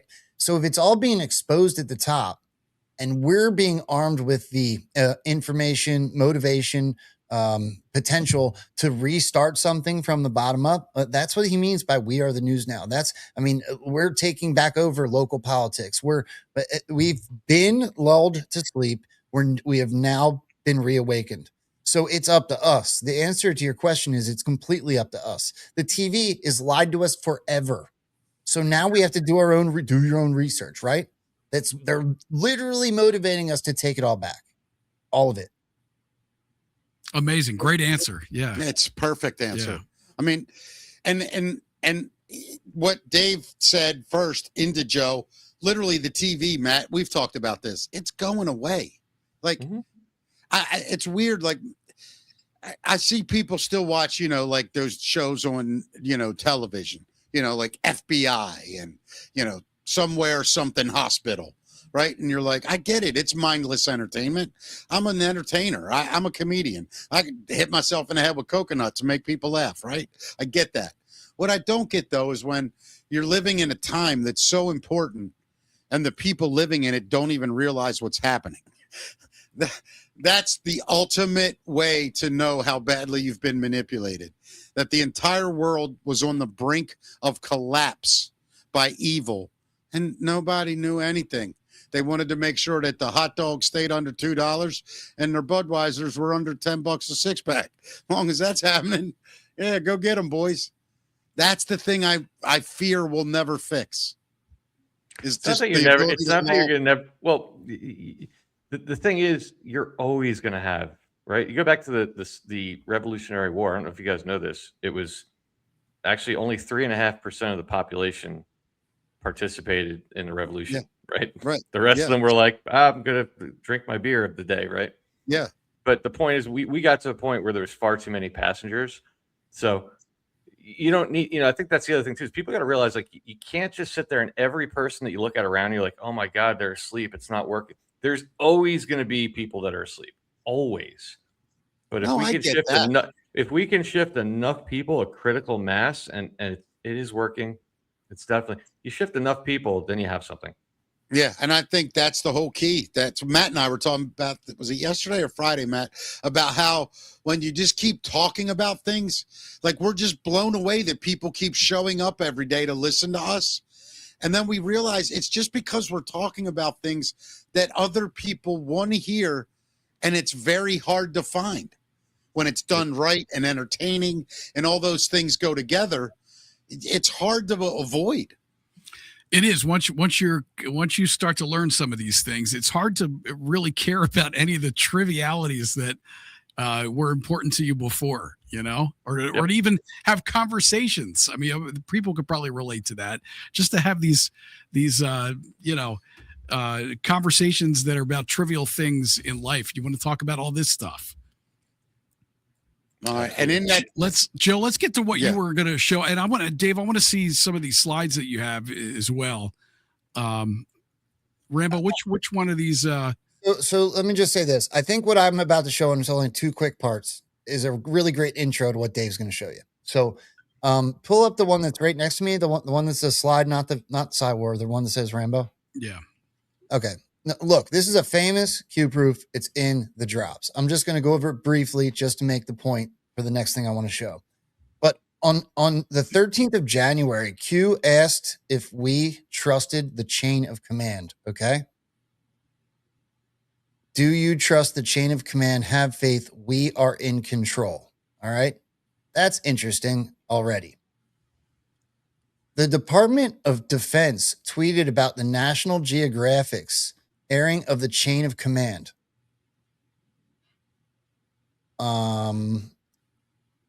Right here, go deep inside the war with a violent extremist in the chain of command. This was at 4 p.m. on January 15th. Okay. Then there just so happened to be a coffee mug in the show with the letter Q. So within 2 days, this confirmation happens, and Q's response when posting this Q proof in the drops says, "We are everywhere." All right. That's interesting. Standalone. Take that down. And now the video I want to play next, Dave knows what this is. This is the Ghost in the Machine video. It was put out there like a recruitment video, which is really funny because there's nowhere to sign up for the Cywar. There's nowhere to sign up to be psychological operations. These people are recruited from within their own ranks, or sometimes maybe potentially, if you want to think it through, the drops and or Cicada 3301, etc., some different things like that. There is no like, hey, where do I sign up for the Cywar? Right? So go ahead and play that video. And where was this released, Joe? This was released This was released by the 4th Psychological Operations Group out of Fort Bragg. This one, I think probably about 2 years ago. Okay. I guess. Sometime in the last 2 years. The 4th, so think about that. The 4th, we always call them 4POG, 8POG, right? You guys probably heard us say that before. Yeah, of course. Yeah. 4POG, right out of Fort Bragg, North Carolina. There's psychological operations all over the country, probably the world. But it's really kind of like the main command post that we've recognized that's been told to us as if, and they have multiple videos on their Instagram, multiple social media platforms. But when this one hit, it was a huge hat tip to everything that we talk about. So go ahead and play that video, Matt. Okay.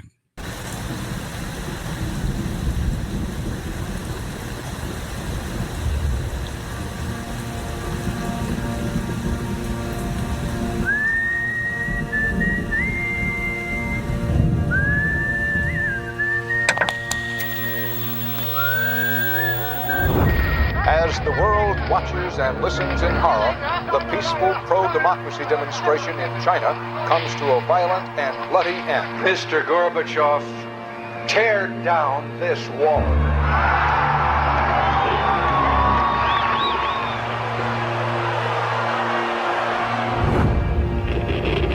Wolves hiding nearby, whispering, do or die around me.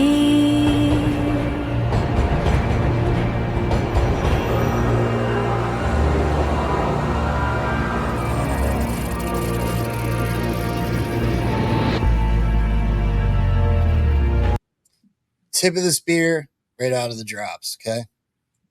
Oh, sorry, Joe. I thought we pulled it out. You say your last good night while I get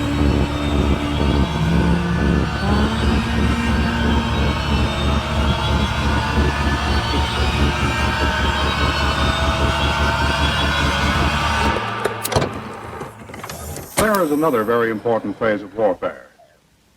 It has as its target not the body, but the mind of the enemy. The target of psychological warfare is against the enemy's mind. It is words and ideas. The ammunition used by Psywar.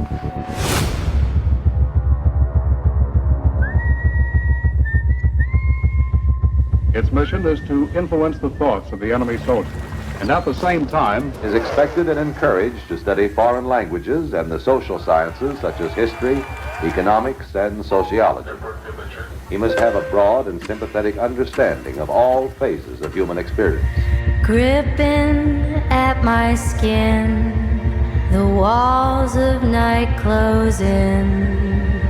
but the use of this force as an integral part of combat has now taken on new form. See it? Yeah. Yeah. As I wait to say my last goodbye.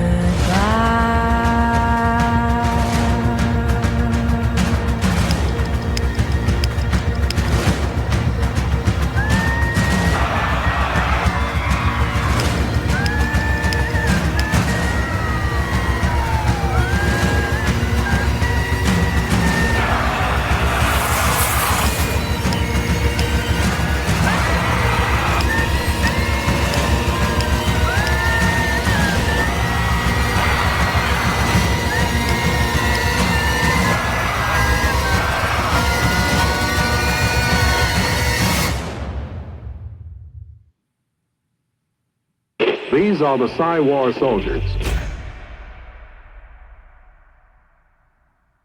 That video is powerful. Wow. That video is chilling. Yeah. In great ways and scary ways. Yeah. Do you part of the strangeness of doing this show live and learning all this stuff in real time is trying to decipher through the 1,000 questions that come up at once. And it's what makes doing this difficult at times. So please bear with me. But it seems to me that every time the four of us are together and have these conversations, we're realizing that the conversation itself is actually part of one of the most interesting parts of this, because it's allowing people to see how truly bizarre this stuff is to see the first time. And you don't feel alone and in the dark, so to speak, watching it with others, seeing someone else go, why? How come? Explain it. No, don't. I don't believe you. Tell me more. It's the total mind F. See how I'm doing, Matt? The total mind F is part, I think, of the show, man. And maybe that is part of what Q was saying, that let people see this. Have these conversations. Don't be afraid to look like a fool, because apparently we've all been fooled the whole time. Yeah. Do you think General Michael Flynn's book sheds even more light on this in this subject? Is that what his book is about? Yeah, Absolutely. Is that a must read for anybody to read? read? There's three of them actually now. Yep. Yeah. 3 books by Flynn, you mean? Man, that's why I started doing podcasts. I got sick of reading, man. and by the way, Boone Cutler, who we lost. Yeah. I know these are weird questions, but these are for new people watching, believe me. Tell me if you guys think that there is a massive shift happening media-wise, and you guys are sitting, so to speak, on the sidelines waiting. I mean, the information war will be won with truth. And do you guys get like where you're sitting right now? I don't know that they're on the sidelines. No, meaning you know what I mean. They're in the trenches. I would say. I'm talking about compared audience size wise to the mainstream media. Right. Right. Yeah. Yeah. Matt, one of the biggest arguments I have with people is that people that have been screaming for years. I wouldn't even say happening. I think it's been happening for a lot longer than people realize. And the nothing is happening crowd still needs to come to me and explain to me how CNN and MSNBC lost 80% of their audiences in 3 years. What do you mean nothing's happening? Find another time. Yeah. Identify for me another 3-year period in history. When television came in, did the newspapers lose 80% of their audience in 3 years? No, it took a lot longer. When the internet came, did television lose 80%? No, there's never been this quick of a shift. Never. Yeah. Here's the only problem, though. Okay. There is a machine, and I don't know that machine ever goes away, right? And I know I'll never, you'll never see a Walmart commercial on my show. Yeah. I'm not willing to plug into that machine. I'm not going to sell my soul to do this. For us to grow, all of society would have to have like a real backbone. Yeah. Right? Do you know how many sponsors I've turned down because I get it. I don't agree with what they do or who they are or how they treat. You guys have integrity, which is amazing. Right. And so it's going to take a lot of growth for society for us to ever. That's just my opinion. I sure hope that happens. I would love for it to. Well, wouldn't you guess that they've already infiltrated this podcast world? Oh, for sure. Yes. I don't even have to guess. Yeah, I've seen too much on that front. Yeah. And we're going to have to use the same filter that we're using now in this world. Of course. Look, it would be awesome to say like everything's going to be perfect and amazing, but there's been a control matrix going back 6,000 years. It's just a matter of, is it benevolent or not? Right. That's the bottom line. And it hasn't been, especially for a long time, but in particular, the last century or so, it has not been. So I know a lot of people don't love the concept of there being some controllers, but there's always been controllers. It's just a matter of, do we get tricked by them anymore? And do they have generally our good intentions in mind? And if you're awake enough to even just listen to what Donald Trump and his people are trying to say, the reality of it is you'd have to be clueless to say they don't. They're not perfect either, but look at where we came from. I mean, I totally understand. And I'm starting to really get the full gravity of all of it, the full scope of it all, which I find to be actually comforting, strangely, because if it was just pocketed, I believe it would be harder to control. But when it's a complete global takeover of complete control, pretty much, that's kind of reassuring in a way. Yeah. What we may learn, what went on, maybe stuff we still can't even imagine. I mean, the kids stuff alone is enough for me to go, I don't really care what they do. They go into every country, bulldoze places, shoot them dead on the streets, kill every one of these people. Like, I have zero problems with that. But when you do think about it at its highest form, like that video just showed, how they can psychologically control the entire planet, that's frightening. And it does hopefully wake people up to the fact that we have to talk to each other and hold each other accountable for the stuff we say. We can no longer just base things on opinions and feelings. What's frightening is that's happened to us for 100 years and we didn't know. Yes. I find hope in this messaging because people are now aware, and that grassroots movement I'm talking about, that bottom up fight, is already started. Sure. Is it scary for people to hear the first time? I get it. I find hope in that message because we didn't know. We didn't know. Right. Well, then you have a level of people, I think, who understand that there's some form of propaganda that's happening in our media, but it's not us. It's the other side. It's those guys are the one getting propagandized, and they're brainwashed over there. We're getting the real message over here. Right. Yep. 100%. Hey, do you, Matt? I'd actually ask you first, Matt.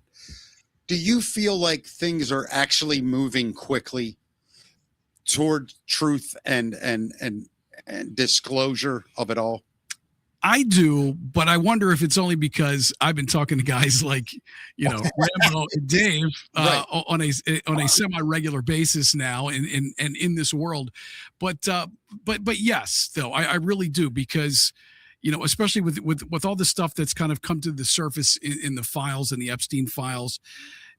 You hear normal everyday people walking around talking about certain things. I don't know if they understand it on a level that they need to understand it, but people are starting to talk about all of these things that have been in this world forever. And you're, like I said, you're starting to see it kind of just breach the mainstream. There's certain people, Roseanne Barr's all over my feed now. She's talking Jim Brewer sounds an awful lot like an Anon to me these days on his podcast, and you hear Bill Maher, and then Candace Owens dropping stuff that you hear in the Q world as well, and Alex Jones, not that he's mainstream, I guess, but he is now.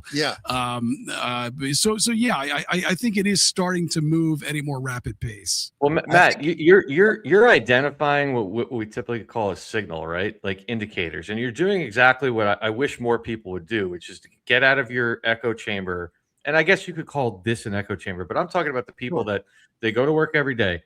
They talk to the same 10 people. None of them are getting it. Well, I guess that means the rest of the world isn't getting it. Like, no, it doesn't work that way. You're doing the right thing. Like, you look on social media, look at what's popping up, right? I do a lot of just going out, and I sit, I'll sit at a bar or restaurant, and I just listen to the conversations, and I'm like, let me compare these conversations to what was happening 2 years ago. Vastly different. And then the last thing you can do, and Joe knows this, it probably drives him a little nuts sometimes, but I'm a stickler about digging into numbers. Because just go back to repeat, CNN, MSNBC, even Fox News, less, but still, 80% of an audience has disappeared in 3 years. Okay. You can't just say 80% has disappeared. You have to ask yourself cause and effect. Why? Yeah. Why? Right? That's an indicator that they have turned that off. This is not serving my purpose anymore. I'm turning it off. Then you look at things like the border, right? You can take New York City and say, well, in 2021, 23% of people were in favor of deportations. It's now 84%, right?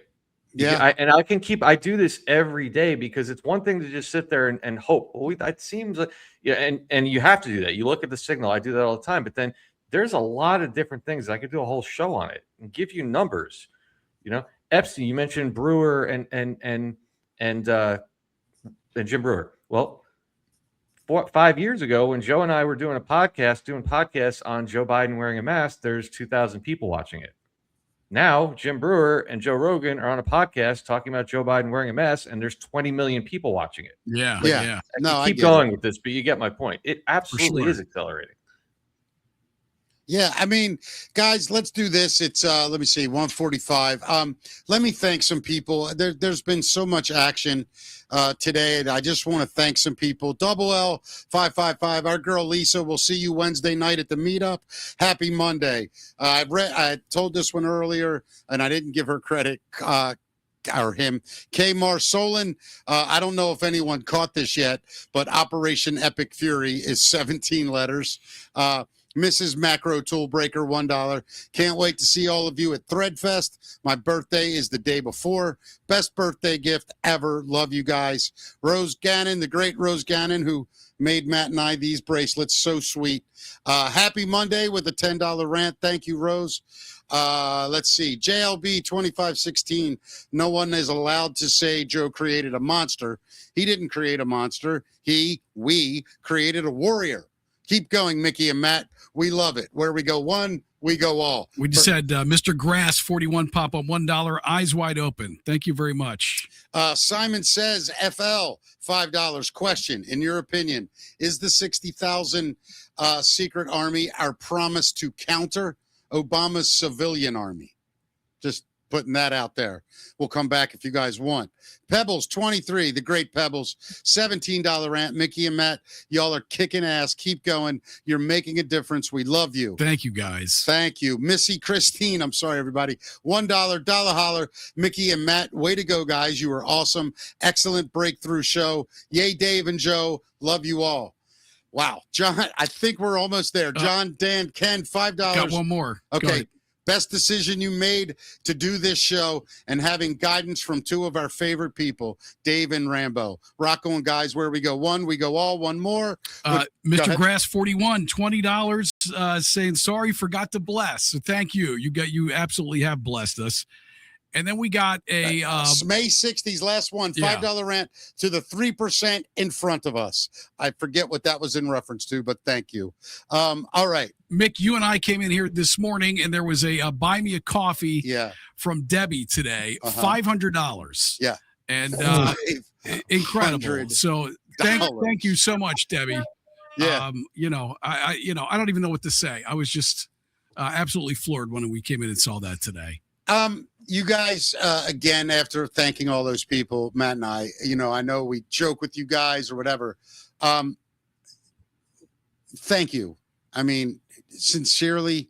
And I know that both of you are very humble guys, and not good at taking compliments at times, but, patient. You guys, you said that you looked at us as broadcasters and all.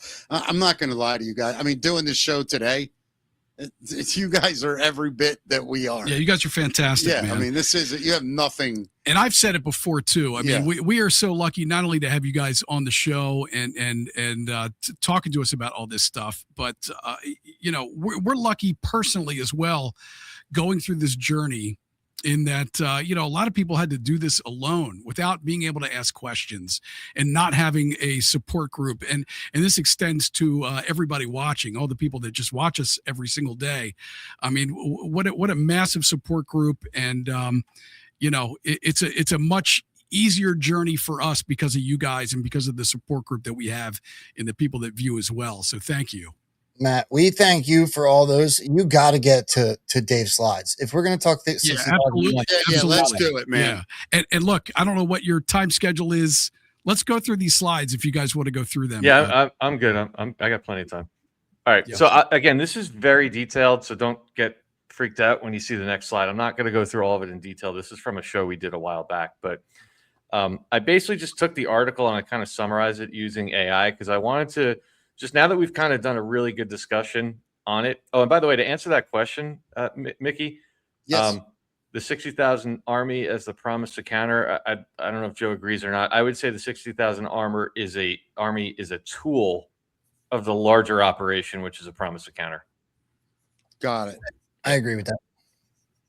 Okay. So I want just people to because when you discuss Matt and Mickey, you guys will probably get questions on this, and that's why I wanted to touch on this because you'll start to learn that you have a lot of really people that are starting to wake up, like the people that are going to be watching your show, especially at this stage of the game. They're going to be of a well above average intelligence, right? To be kind of you guys are ahead of the curve. They're going to be ahead of the curve. So you're going to get smart people that start to ask good questions, like, okay, you said this about the 60,000 army, but what about this? What about that? What about this? I could just do this, right? So that's why I wanted to address some of these things, just to go in a little bit of detail about just some, not all of the extent that they go to in creating these identities. It's not just as simple as like giving somebody a new driver's license. They go all out. So this is the article we showed before. I just wanted to highlight. It was, of course, published for us on May 17th of 2021. So there's one of your little clues right there. Yeah, this is the original Newsweek article. Now, we touched on the left side of the screen, right? We said it covers about 60,000 people. It's think about what the CIA does. This is 6 times the size of the CIA, right? The CIA runs the world, and just the United States has 6 times the amount. But I'm going to go to the right side. So the keyword is legends, right? And this will answer the question as to very often when people say, well, we may say, pick a character. This person didn't really get assassinated, or this person didn't die. And people say, no, I went on. I saw his Facebook page. You know, he's got a high school diploma, all these different things. Well, they thought of that. And it's called a legend. So part of the signature reduction program is they will actually go in and create and maintain legends, meaning fake identities with birthplaces, education, addresses, credit histories, social media, transcripts, all of it. In other words, the goal is you could dig into one of these people and there's not going to be any holes in it. You're never going to know. They go to the extent of even you, like I said, they will create social media profiles with real friends so that you go on and unless you really, really know what you're looking for, there's no way to figure out that they're not a real person. They obviously go through real documentation, driver's licenses, passports, biometrics. Okay. They update facial recognition software so that when this person goes through, like, you know, when you fly now, you put your face in front of the TSA scanner. Yep. It'll come up with their new identity. Holy crap. Crazy. Okay. Fingerprint sensors. Okay. They'll update those biometrics. And it's not in here, but even in the article, they talk about that they go as far as if they can't update the biometrics, the fingerprints, if let's say they go to the extent they're wearing a glove or something, the new gloves and masks that they use actually ooze oils the way your skin does. Okay, so this is the extent they go to. You're not going to be able to tell the difference. Everything, their footprints. And again, they use a whole network of contractors to maintain this stuff. I don't know if it's still in here. Real quick question, Dave. Yep, keep going. So a lot of these people that we're talking about, I mean, they're involved for decades, some of them, I guess, right? And these are famous people as well that we think are, you know, famous actors, but they've been given an identity. Charlie Kirk. Yeah, well, that's kind of where I'm leading with this. That's when those names come in. No offense, Joe. When you hear that, Charlie Kirk, it's like, oh. But do you guys do know, though, like how heart-wrenching that is for somebody to hear for the first time, right?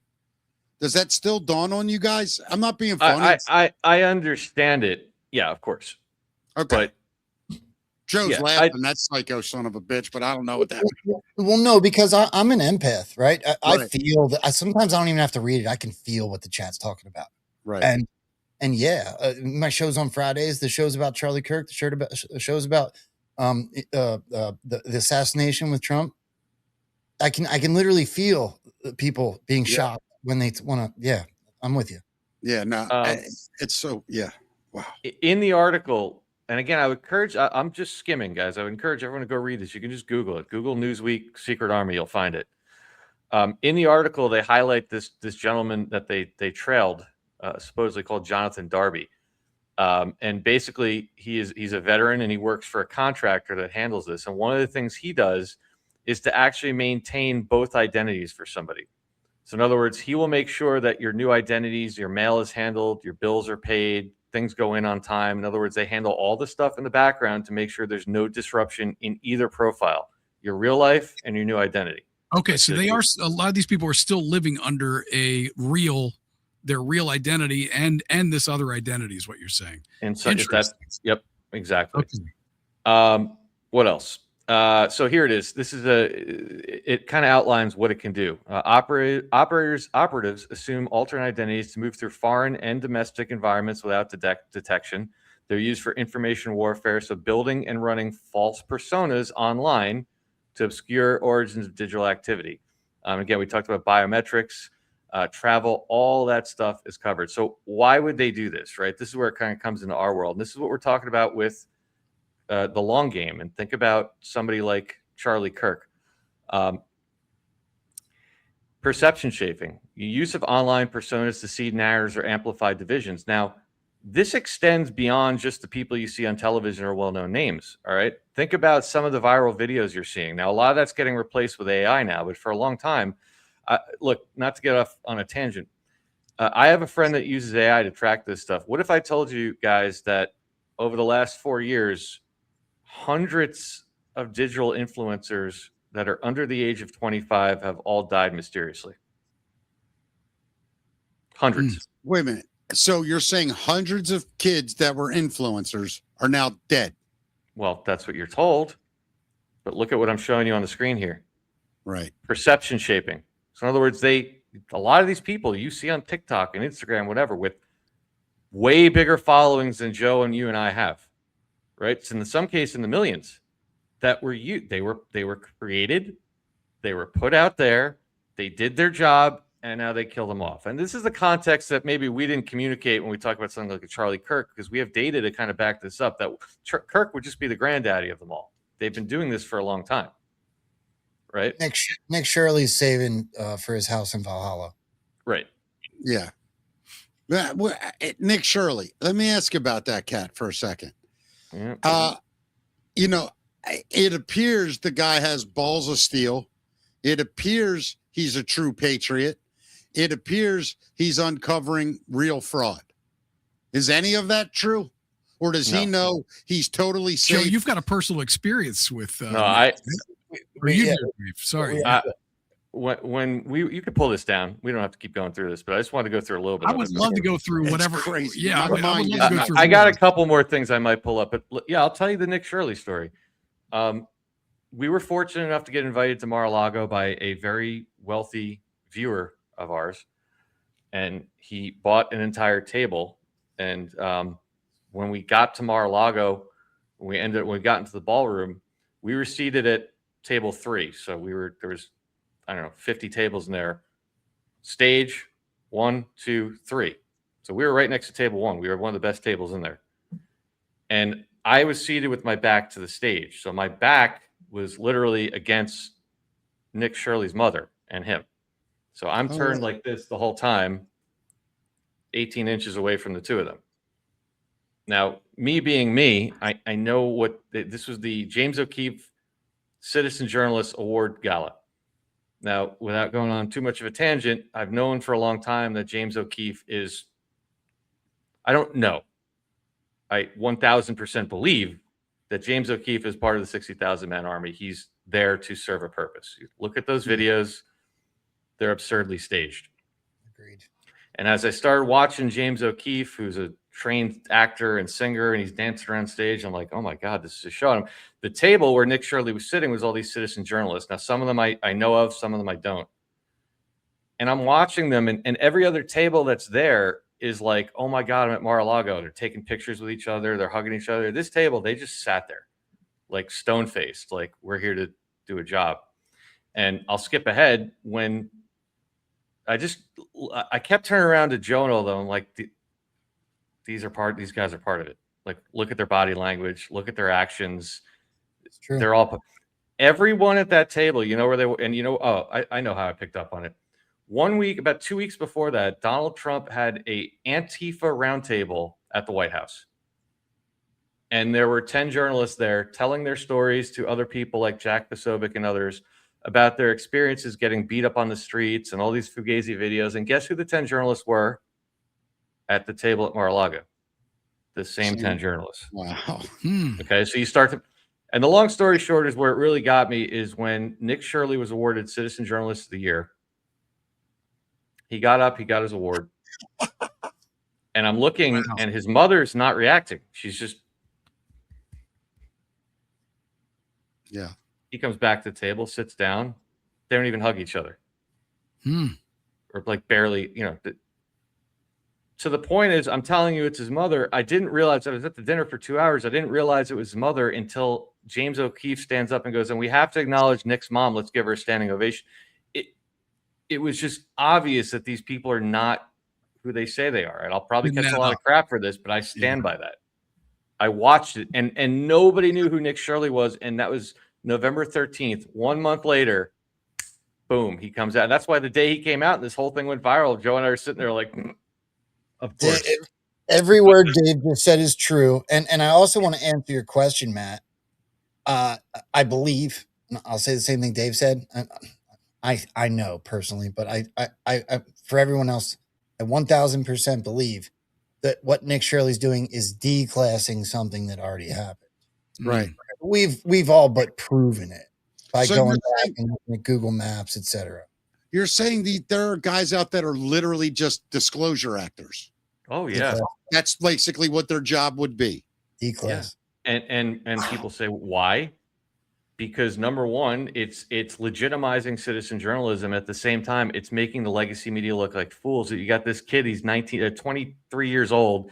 He's in a hooded sweatshirt and he's curb stomping the legacy media every turn. So it makes people say, you know what, maybe I should listen to more of the dudes with the hooded sweatshirts than the people in the suits and the short skirts. Yeah, maybe this kid's onto something. Well, you know what I mean? He's not the first young citizen journalist that broke a story. Why did he get shared by every single multi-million-dollar account around the planet? That thing blew up in 3 hours to like 50 million views. Correct. No, I hear you, man. Quick shout out to Matrix Codebreaker in the comments there. Oh, yeah? Yeah. Wow, there's royalty in the room. Look at this. I know. Man, when you guys are here, the stars come out to say hi to us. Oh, I know what I wanted to show you guys. Since we're talking about Charlie Kirk, have you guys ever seen an image of Turning Points USA's first office in 2012? Here I'm going to predict it right now, Matt. I've never seen it. There's going to be some kind of logo, weird 17 cube thing. Jesus is going to be sideways. It'll look like the number 7. Is that the screenshot here, Dave? Here we go. Yep. Wow, get out of here. 17 and a half Main Street. What is that, a wreath? A Christmas wreath or something? A wreath that looks like a Q. Unbelievable. Now, before anybody, just so I give context, this was the screenshot. You can check this yourself. This was taken from the Erica Kirk PSYOP funeral at Phoenix. This was on their own broadcast. Wow. Can we all just acknowledge that it's literally called Turning Point? Yep. Wait a minute. What is up here? 217 and a half? Is that what that says? Yeah. Yes. I'm just looking at that now. Oh my God. I mean, I'm laughing so hard. 217 and a half, I think that says, and then the Q. Listen, this was 2012. How did they know in 2012? Yeah. And the Turning Point logo, Dave, is that Turning Point logo and the 217, is that a watermark or is that no, on the broadcast, the 217 and a half, the original image was watermarked. Yeah. It's pointing right at the 217. Yeah, it's hilarious. I mean, that's what's so funny. All of it. You guys, you know, the PSYOP world, to me, is the key to all this. It's explaining PSYOPs to people. It's explaining how every single thing since most of us have been little kids has been complete and utter bullshit. In fact, Matt, should we name our new show right now? Go tell them what the name is? Yeah, we got a new show we're going to do weekly, and this is dead serious. It's called... you want me to tell them? Yeah. It's called Bullseye or BS. So we're going to show things from your guys' worlds, at mainstream media. Show a clip, and we're going to say Bullseye or BS. And we're going to just judge them as we go, man. It's going to be fun. It's going to be more about comparing stuff and finding the truth in all the different messages that you get from different outlets.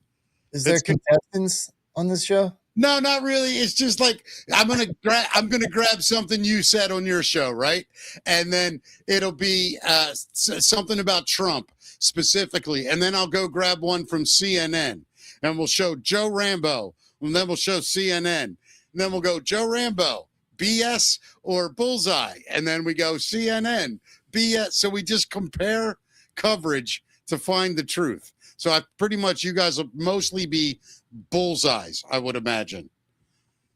Unless you try to tell me next that in the 60,000 man army, there is a band, a rock band that's going to emerge and lead us to victory. Is it going to be something like that? There's plenty. There's plenty of them, though. Really? Yeah. Here we go, Matt. Oh, boy. There's rock bands in the 60,000 man army. Yeah, we can't let this one go. We got to hear about rock bands now. Well, we've seen it a million times where I don't want to point to specific names because I don't like playing team. I don't like when people are new to this. There's a habit of when you throw a name out there, then they go, Dave said this. This guy is definitely 60. I don't want to get too specific, but Joe, how many times have we seen it makes a great story where somebody puts out like a pro-Trump song and the next day it's number one on iTunes? Yeah. That's a great story and all, but it doesn't happen that quickly. No, but it rallies the troops. Wait, what did I just say in that last slide? Dude, perception shaping. Yeah, it falls into that category. There's another perspective. The ones that passed are still being used with information control. The Chester Benningtons, the Chris Cornells, right? The ones, Michael Jackson, the ones that stood up against the machine. Avicii, yeah. Right. They're still part of that narrative that's waking people up to this day.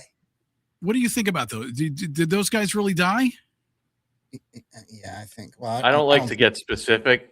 Yeah. I don't think all of them are still alive. I don't think all of them are still dead. I hate getting into specifics because then people go and argue about. I think some of them really did. I think some of them were probably some were hits. Will we ever know? I don't know. Did you guys see my little clip on The Walking Dead and the credits? I don't think so. I don't know. I feel like I saw it on your show one time, Joe. Okay. It was just real quick, but I'll just tell you real fast. Yeah. So it's The Walking Dead, right? The show's called The Walking Dead, and Kash Patel said something really odd about, what was it, Charlie, right, Dave? Yeah. Where he said, "We'll see you in Valhalla." And The Walking Dead has multiple weird credits that roll, but the last thing is that it's The Walking Dead's main is Valhalla Productions. Mm. Yeah, isn't that a studio when yeah, isn't that somebody's property? I don't. Yes. Oh, well, I know. A very large portion of the show was filmed on Tyler Perry Studios, which is an old military base, which also has a life-size model of the White House. Right. Yeah, it's wild as hell, man. Can we get back to this? I want to get through. I got 6 slides that I do want to go through because now that we've established, I want to see them all, Dave. My Whatever brain you want is to melting. show. Oh my god. Yeah, no, I got to truncate this a little bit because it's gonna get we're gonna get long here. But just to give you an idea, one thing I want to highlight on the left, we're talking about signature reduction, right?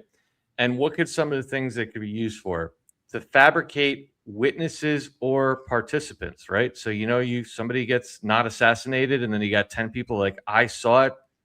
That's how they could do it. Shape digital narratives, false social media accounts. I don't think I understand signature reduction. What does that mean? Signature reduction is the name of the program. That's the official name of the 60,000 man army. Oh, okay.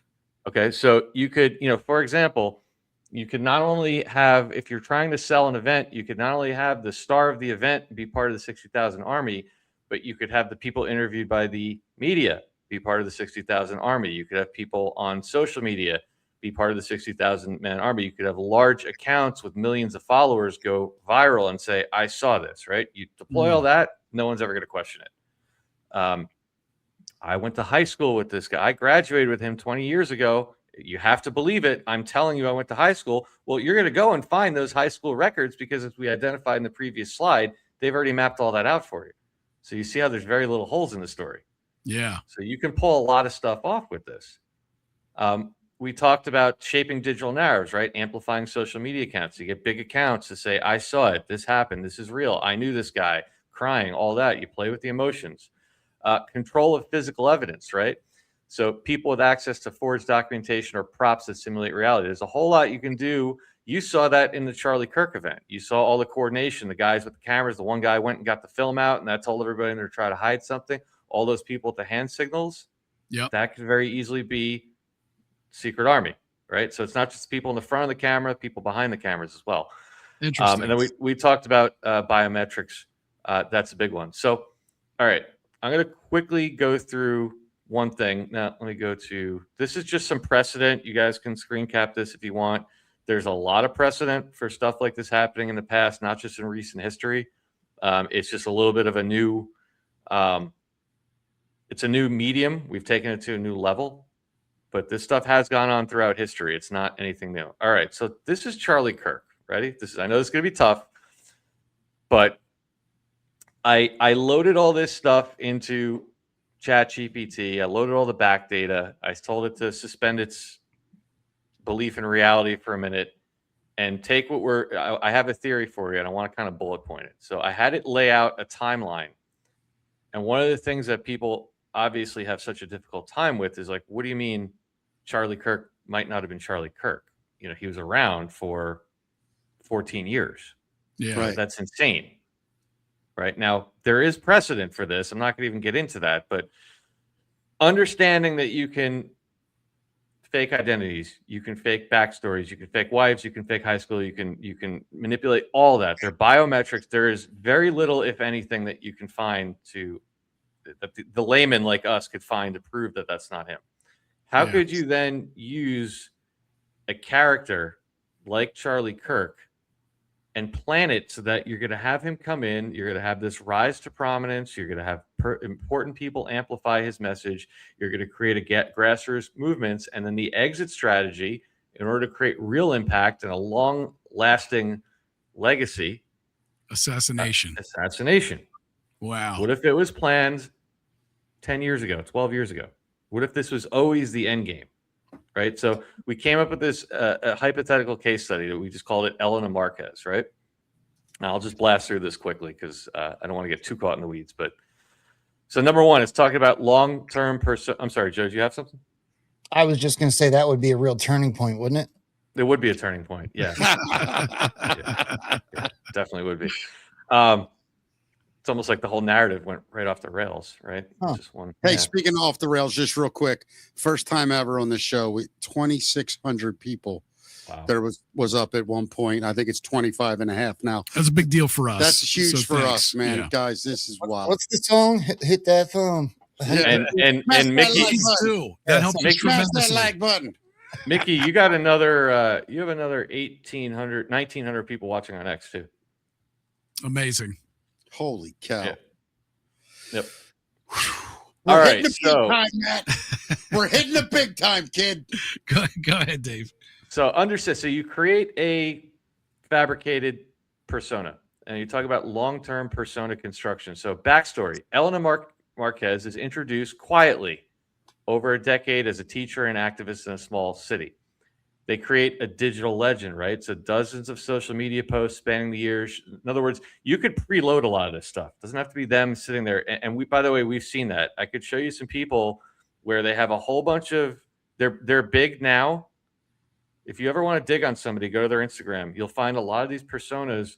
They have a whole bunch of social media posts in 2015, 2016, 2017, and then nothing.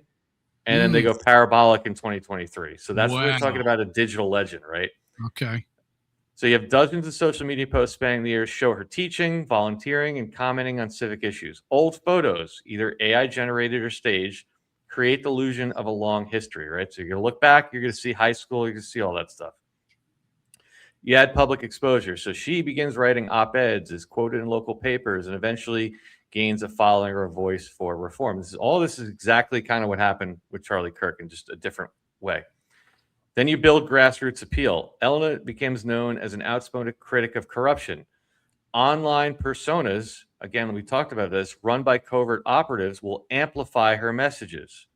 So it makes her appear to have organic viral traction, right? So you have these preloaded accounts with big reaches that are going to keep boosting her left and right, boost, boost, boost, boost. And before you know it, she's in front of everybody.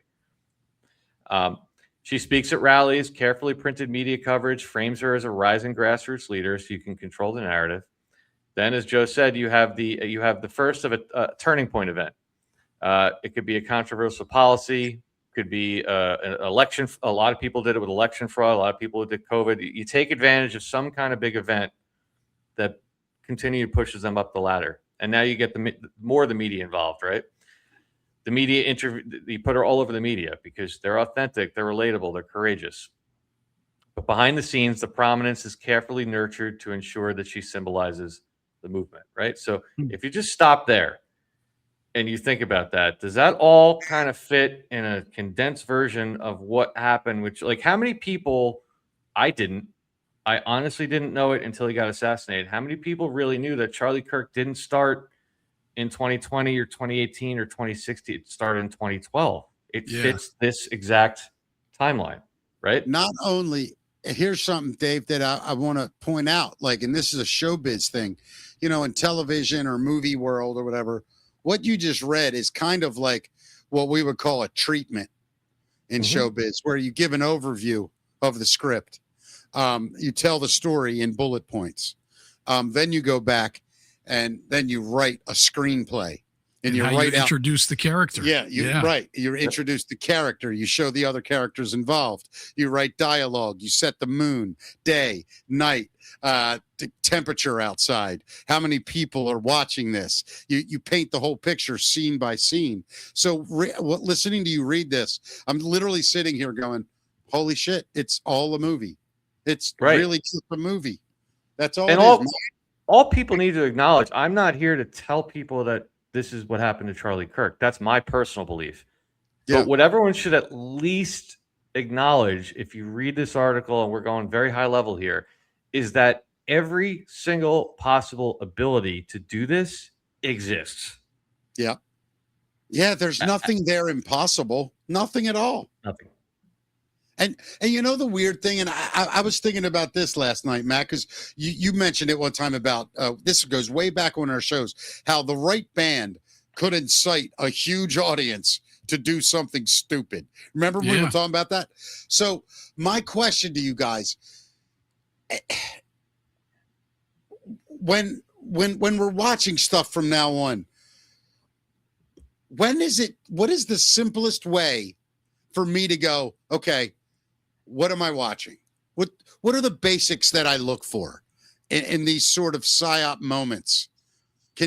Maybe that's an unfair question. How does it make you feel? How does it make you feel? How does it make you feel? Yeah. Is there repetition? There are actually, we can do this on another show. There is a scoring mechanism that Sean Ryan has created, which is pretty accurate for psyop. There's patterns, right? Is it repeated over and over again? Yeah. Is there an emotional plug to it? Do witnesses and videos and stuff come in entirely too quickly for something that we're still trying to get our eyes on, right? And then we always look for anomalies. For example, the Iran thing, I'm just picking one out, right? Where was Donald Trump? In the Situation Room? Yeah, he was in the Situation Room, right? We're doing it. No, he wasn't. He was in Mar-a-Lago, where he doesn't have a Situation Room. That's kind of weird. He's sitting there inciting people to take over the government. That's kind of weird. When we bombed Iran the first time, the nuclear sites, we were told 18 minutes after the bunker was hit that it was completely destroyed. Yep. Do you guys see an issue with that? Yeah, of course. It's 300 feet below the ground, and they were flying at 50,000 feet. How do they know?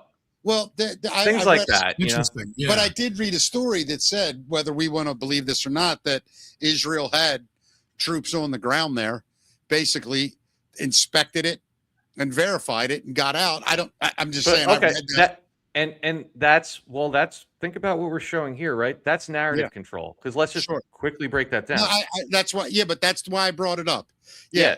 Because that story was there to say, oh no, we checked it. Israel was on the ground. Yeah. Right. How'd you get in there in 18 minutes and get a message to the president?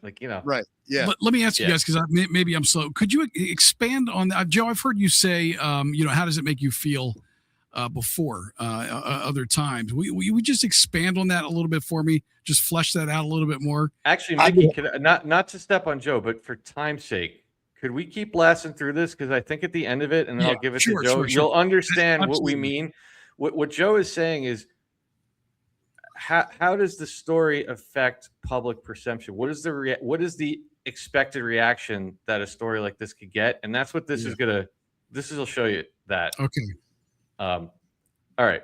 So, we left off on number 4, right? So we got to the point, you raise this person to prominence, and then you have a staged assassination. During a public rally, Ellen is apparently killed in a shocking attack. The event is broadcast widely, with operatives creating the narrative flow. Sympathetic witnesses provide vivid accounts. Pre-recorded content is released to shape the storyline, and online amplification magnifies outrage. You have to ask yourself why, if you it just happened to me yesterday. I put up a video of a shooting, and within an hour, it was blurred by X for sensitive content. And Charlie Kirk supposedly had his neck blown off, and not one of millions of videos was blurred out. Why? Yeah. Why? Right? That's what this is talking about here. And then you get that was for feelings. That's for feelings. Yeah. And Dave, what you're reading right here just gave me, Matt, because we just talked to Mike King the other day. We did a show on 9/11. I literally remember seeing a government or CIA pamphlet explaining a false flag where you fly planes into the building. This was in advance. Is that right? I mean, do you remember hearing about that document? There was a lot of stuff like that. Yeah. Bro, I don't know that I've ever said this out loud. I bought blue wax baggies in North Philly. I'll just put it that way. They're all stamped, right? Right. They do sales the same way as anybody else. They stamp something because if it's good, people go back and look for that stamp. And the stamp prior to 9/11 was a skyscraper with an airplane right next to it. Wow. Before it happened. Right. Yeah. Yeah. I mean, and this is where, okay, guys, I mean, we're coming up on 2.5 hours here, and my mind is melted today because I've just slipped further and further down. But Matt, after a show like this, like it's really hard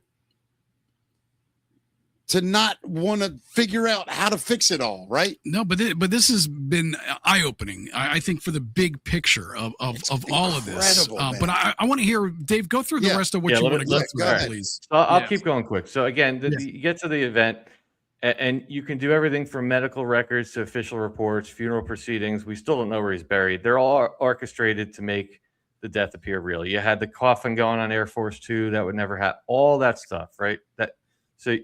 It's very easy to control everything start to finish. Now, what happens next? Well, Elena, in this case, the image becomes iconic. Posters, slogans, T-shirts, murals, right? There'll be a book, right? The movement that she inspired, think Turning Point, gains momentum. Did we not get reports in the coming weeks that 100 and something thousand new chapters would pop up? Yeah. Now fueled by the sense of sacrifice and injustice. Years later, she is remembered as a martyr, although she never truly existed. Right? Unreal. Now, why does this work? Because you've established a long-standing persona. They've been there for 10 years. No one's ever going to think they didn't exist. No one's ever going to think they're being manipulated. Emotion, Joe, just like Joe said, this is where I'm getting at. How does it make you feel? A tragic martyr crystallizes grievances into collective identity. There is no doubt that that's how. So I know people don't like this, but if you understand human psychology, you understand how does it make you feel, and you understand that, you know what, there's a group of people we got to get one more group on board. We got to get the kids on board. Would you do this? Yeah, of course you would. Yeah, you would. You're right. Yeah, and again, you can control everything from the beginning. Recurring rallying symbol without the unpredictability of a real person's actions or reputation. You're basically controlling the whole thing. So, that's it. There's more I could go through here, but you could pull that down, Matt. It's unreal, man. So Joe, that's why I just wanted to get through that before you get to the how does it make you feel part. Okay. And I can answer that fairly quickly. I think it's probably really good that I explain it. And again, it's super simple. The drops, you just go to your favorite aggregator site and you search the word emotion. Okay. You'll get a ton of drops. But this is the best way I think I can explain it. Look, emotions cloud judgment. Emotions cloud logic.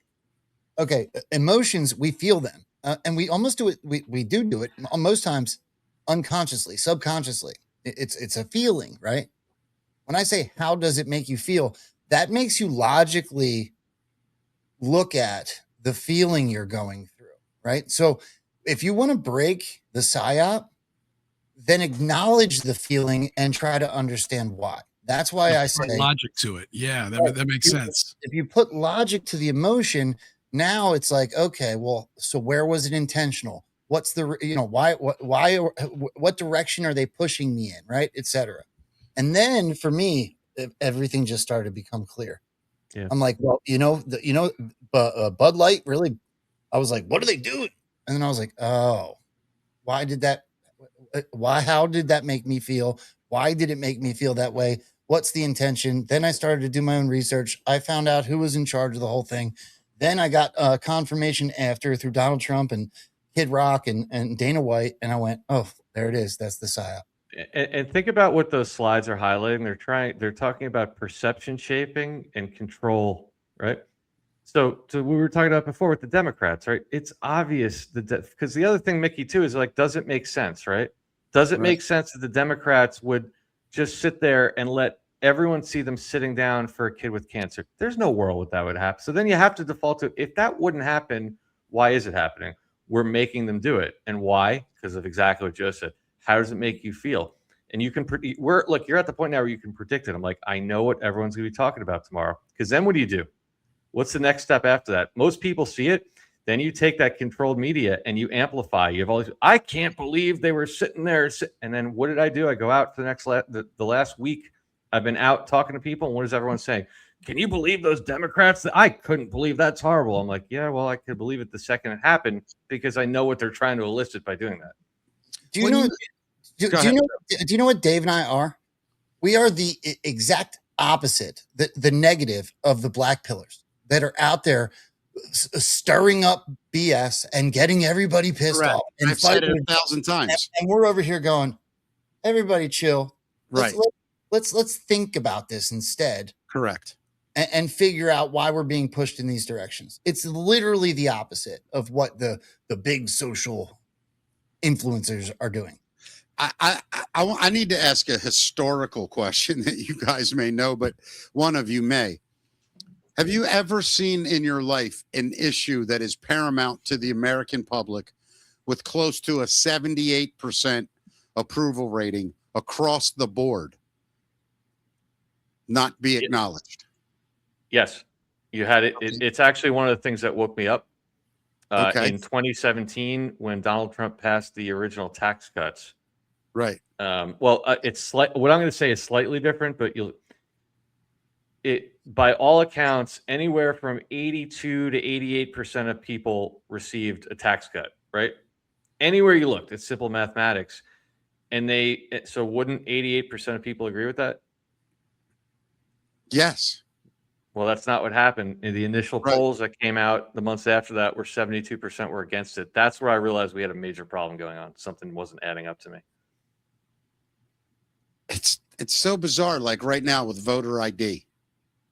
Like and they're blaming like minorities won't be able to vote. And all you do is see video after video of black people going, I know where to get an ID. Yeah, I buy cigarettes. I buy alcohol. I apply for. I do. I get on airplanes. You know. I do all the white people stuff. Yeah. With my ID. Bro, like, you need 2 forms of ID to shovel snow in New York right now. But wait, the whole conversation is for us is like, wait, why are we discussing this, right? Because let's go through the exercises. Mickey, does it make sense? 91% of Republicans, 76% of Democrats, 78% of blacks, 85%. Now, if you look at those polls and you're the Democrats, why on earth would you stand up there and say, this is ridiculous, right? It doesn't pass the smell test. So why are they doing it? They're doing it so everyone will have because exactly what Joe said. How does it make you feel when they smack you in the face with something that is an 80% issue and they're sitting there saying nothing to see here? All right, I got to throw this one at you because it just popped in my head. You look at this stuff that's coming up with Jeffrey Epstein and the island and all these victims and then children and child trafficking. Is that a psyop or is this actually happening in our world? It's a motivational tool, which is a psyop. It doesn't matter if it's real or fake. That part doesn't matter. What matters is it motivating people to get up and stand up and do something about it? It's the information control surrounding. Much of this is real. Whether it's happening in real time or not is a lot of the debate.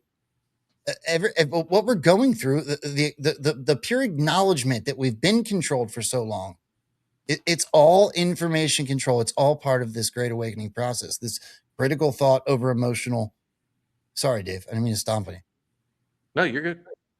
Yeah, I would add to what you're saying. Also, keep in mind the definition of a psyop. Psyop is psychological operation. Now, it tends to get lumped in with it's fake, but I think to Joe's point, I think it's real. But I also think we've identified from the drops, we were given stuff in the drops or led to believe that certain things were I would say this. Joe always brings up the notion of amplified messaging. Is the stuff that we've heard so far real? Yeah, a lot of it is. Is a lot of it being sensationalized so that they feel like everyone around them, oh my God, all of Hollywood, all of government, everyone's eating babies, I have to pay attention? Yes. And in reality, Matt, the lead in is that I never like saying this because people get on me about it. Of course, children are the most important thing. But as far as Epstein, his biggest crimes, I'm not saying his worst crimes, his most important crimes are how that connected to a global influence network that was being spearheaded by Five Eyes and Mossad and was affecting not just us, but the governments of almost every westernized nation in the world and our financial systems. That's where they're leading people. They're using this to lead people into that. There's also a lesson there to be learned. There's a lesson in here to be learned, right? He's going to, whoever was involved in that thing Dave just talked about, they're going to burn at the stake. They're going to hang. They're going to do prison for the rest of their lives. How come pedophiles do 6 months? Right. Yeah. Right. Unbelievable. Yeah. That's what we should be pissed about. Right. Or they don't get arrested at all. Right. Our system's effed. Our kids should be most important. Of course, our national security. That should stay as important as it is. Why are our kids not as important? What is more important than kids? Right. But why is this more important to getting out of this? Q talks a lot about the keystone. I don't think we've identified what it is. I believe it's Epstein. And why? Because we're trying to wake people up, right? We need to wake them up to not just human trafficking, child trafficking, but Trump just came out the other day, said our Supreme Court, there's foreign influence, right? We have our election rigging. We have COVID. Well, guess what? If you can get the normies to understand that, like, wait a second, all these people are being blackmailed, then guess what? Suddenly declass on everything else. Wait a second. Of course they rigged the election. Of course they let COVID come in. Of course they locked us down. Of course they forced the vaccine. Of course. So this is the thing I believe that opens the door to everything else. You have to set that, because otherwise people are going, that doesn't make sense. They're not horrible people. Why would they force vaccinate us? They didn't. This network did. That makes a lot of sense, you guys. Yeah. Hey, Matt. Wow. This is incredible. We're over 2,700 people in the chat. It's just blowing our minds. There's people to thank that I missed it in the chat thing. But guys, and Joe and Dave, sincerely thank you guys. I mean, this is an amazing show, you guys. And Joe has allowed us, Matt. Joe has allowed us. We have a permanent seat on Wednesdays. You do. On Joe's show. Thank you. Which is an unbelievable honor. So, wow. And thank you, Joe Rambo. Yeah, you guys have an invite every Wednesday. I'm trying to restructure it so it's more stable, so I don't have to call people every week and do it. And we've built such an amazing group of people. Yeah, I'm honored to have you guys on Wednesdays. You both have that invite every Wednesday. Come whenever you can make it. If you can't make it, that's okay. I do have one clip. I would love to make an exclamation point on this whole episode. Yeah, please, my friend, please. You want to check this out now? Yep. Joe? Okay. Here we go. Of digital soldiers. What we are now, what we call, I call them, because this was an insurgency, folks. This was run like an insurgency. This was irregular warfare at its finest in politics. And that story will continue to be told here. But we have what we call citizen journalists. Okay? Because the journalists that we have in our media did a disservice to themselves, actually more than they did to this country. They did a disservice to themselves because they displayed an arrogance that is unprecedented. And so the American people decided to take over the idea of information. They took over the idea of information, and they did it through social media. Dude. Amazing. Yeah. I mean, the coming together of information, of knowledge, and distribution of it is fascinating right now. You know, and if what's going on in the media world right now was the American history timeline. I think right now we'd be in the Wild Wild West era, Matt, where gunslingers are coming out and they're fighting and claiming land and staking claims. And I'm so fired up to be a part of this. And I'll be honest with you, Matt, I hope the same for you.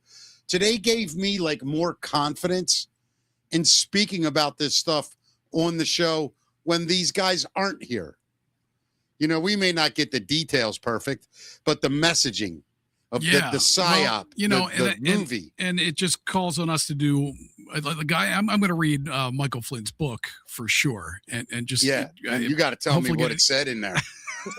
I'll make you an audio book, Mick. Oh, all right. So wait, the book's very short. No, it's not that, guys. My brain, here's my problem. I read 30 pages and then I go, oh my God, I don't remember one thing since page 4. And I got to go back and it happens to everybody, buddy. Yeah. It does. Yeah. Wow, guys. Dave, Joe, what a show. I think the more we're together, I mean, I say this because our numbers are through the roof, but the truth is, I really think these shows are good for new people. And I really think it's good for the movement because this will sound weird. I think Matt and I keep you guys from getting too in the weeds sometimes because we're so surface level.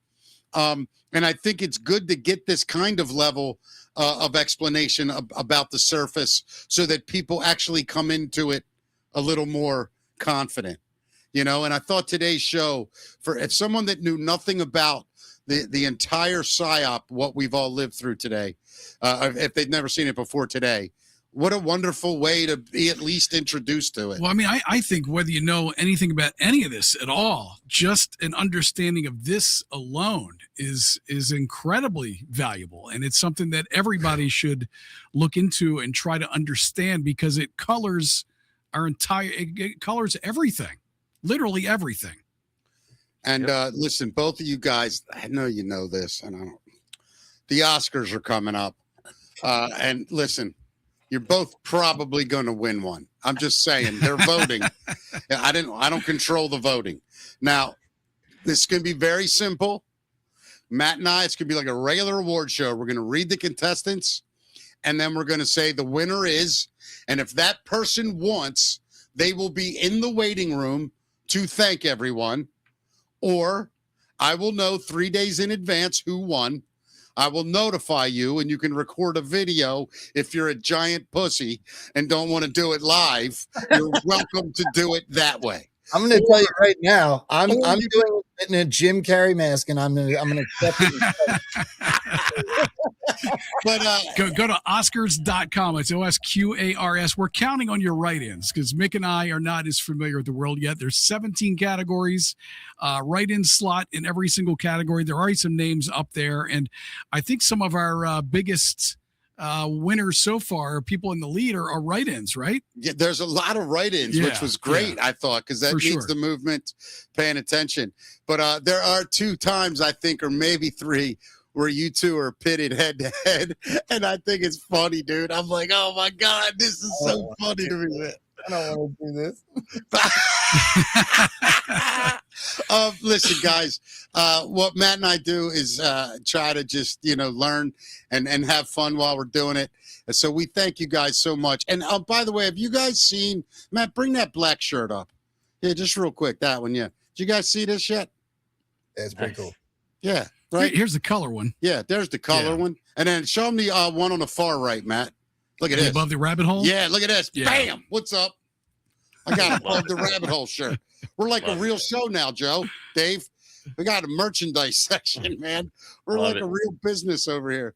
He's only got black ones and colored ones. Where's the white one? I got.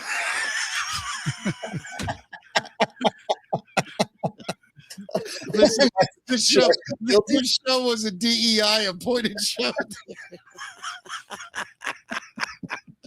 Oh my goodness, Matt! What a day, right? Yeah, man. I mean, just a bombshell day. Oh, Matt, go down. Great, amazing one show. Thing I forgot for both of these guys, especially. Go down one row, Matt. Far left. Yeah, you guys could use this, right? You guys Nice. can use this, right? Yeah. Oh, I see what you mean because we don't have any that's hair. all. I Yeah, see what you're doing. yeah. I got you. Hey, if you can make fun of me being little every week, I can come back with a bald joke every now and then. Hey, guys, sincerely, man, thank you. This show made it into the 27, almost high 2700s in the chat room. I think there's been almost 8,000 or 9,000 views already for us, which is just massive. Guys, I mean, man, what do we say? Whenever you guys want to come back, I mean, I'll ask you all the time. Say yes whenever you want. Yeah, amazing show, you guys.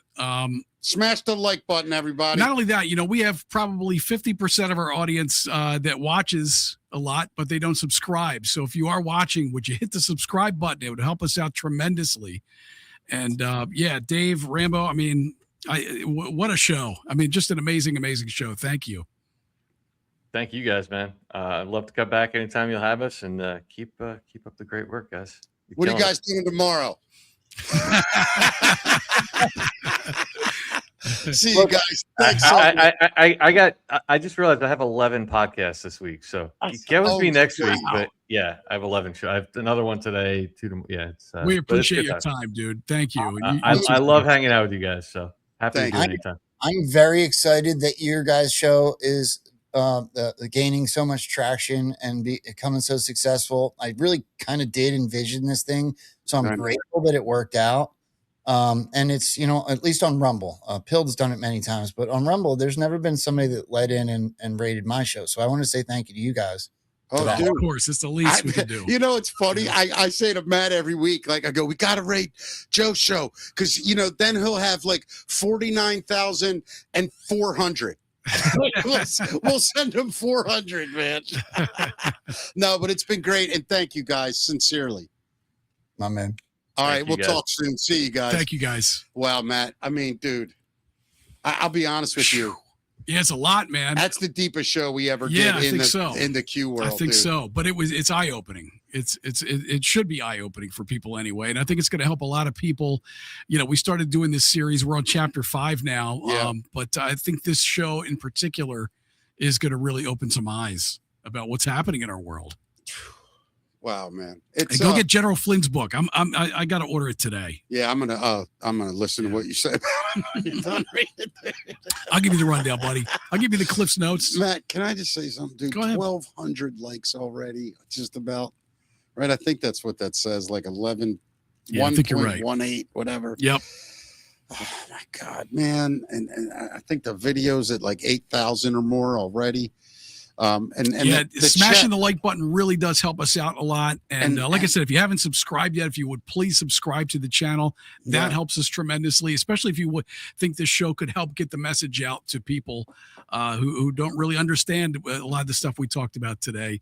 It would help us tremendously. Yep. All right, everybody. Tomorrow, just recapping everything today, I think we're going to have to, man. We're going to have to decompress and talk about what we've learned here today. Yeah, I don't even know. You know what, Matt? I might not even have any fun with myself today. You know what I mean? I might not be able to muster up the courage. No, it's a lot of stuff you're gonna have to think about today. Ooh, that'd be a different kind of search than I've ever done before.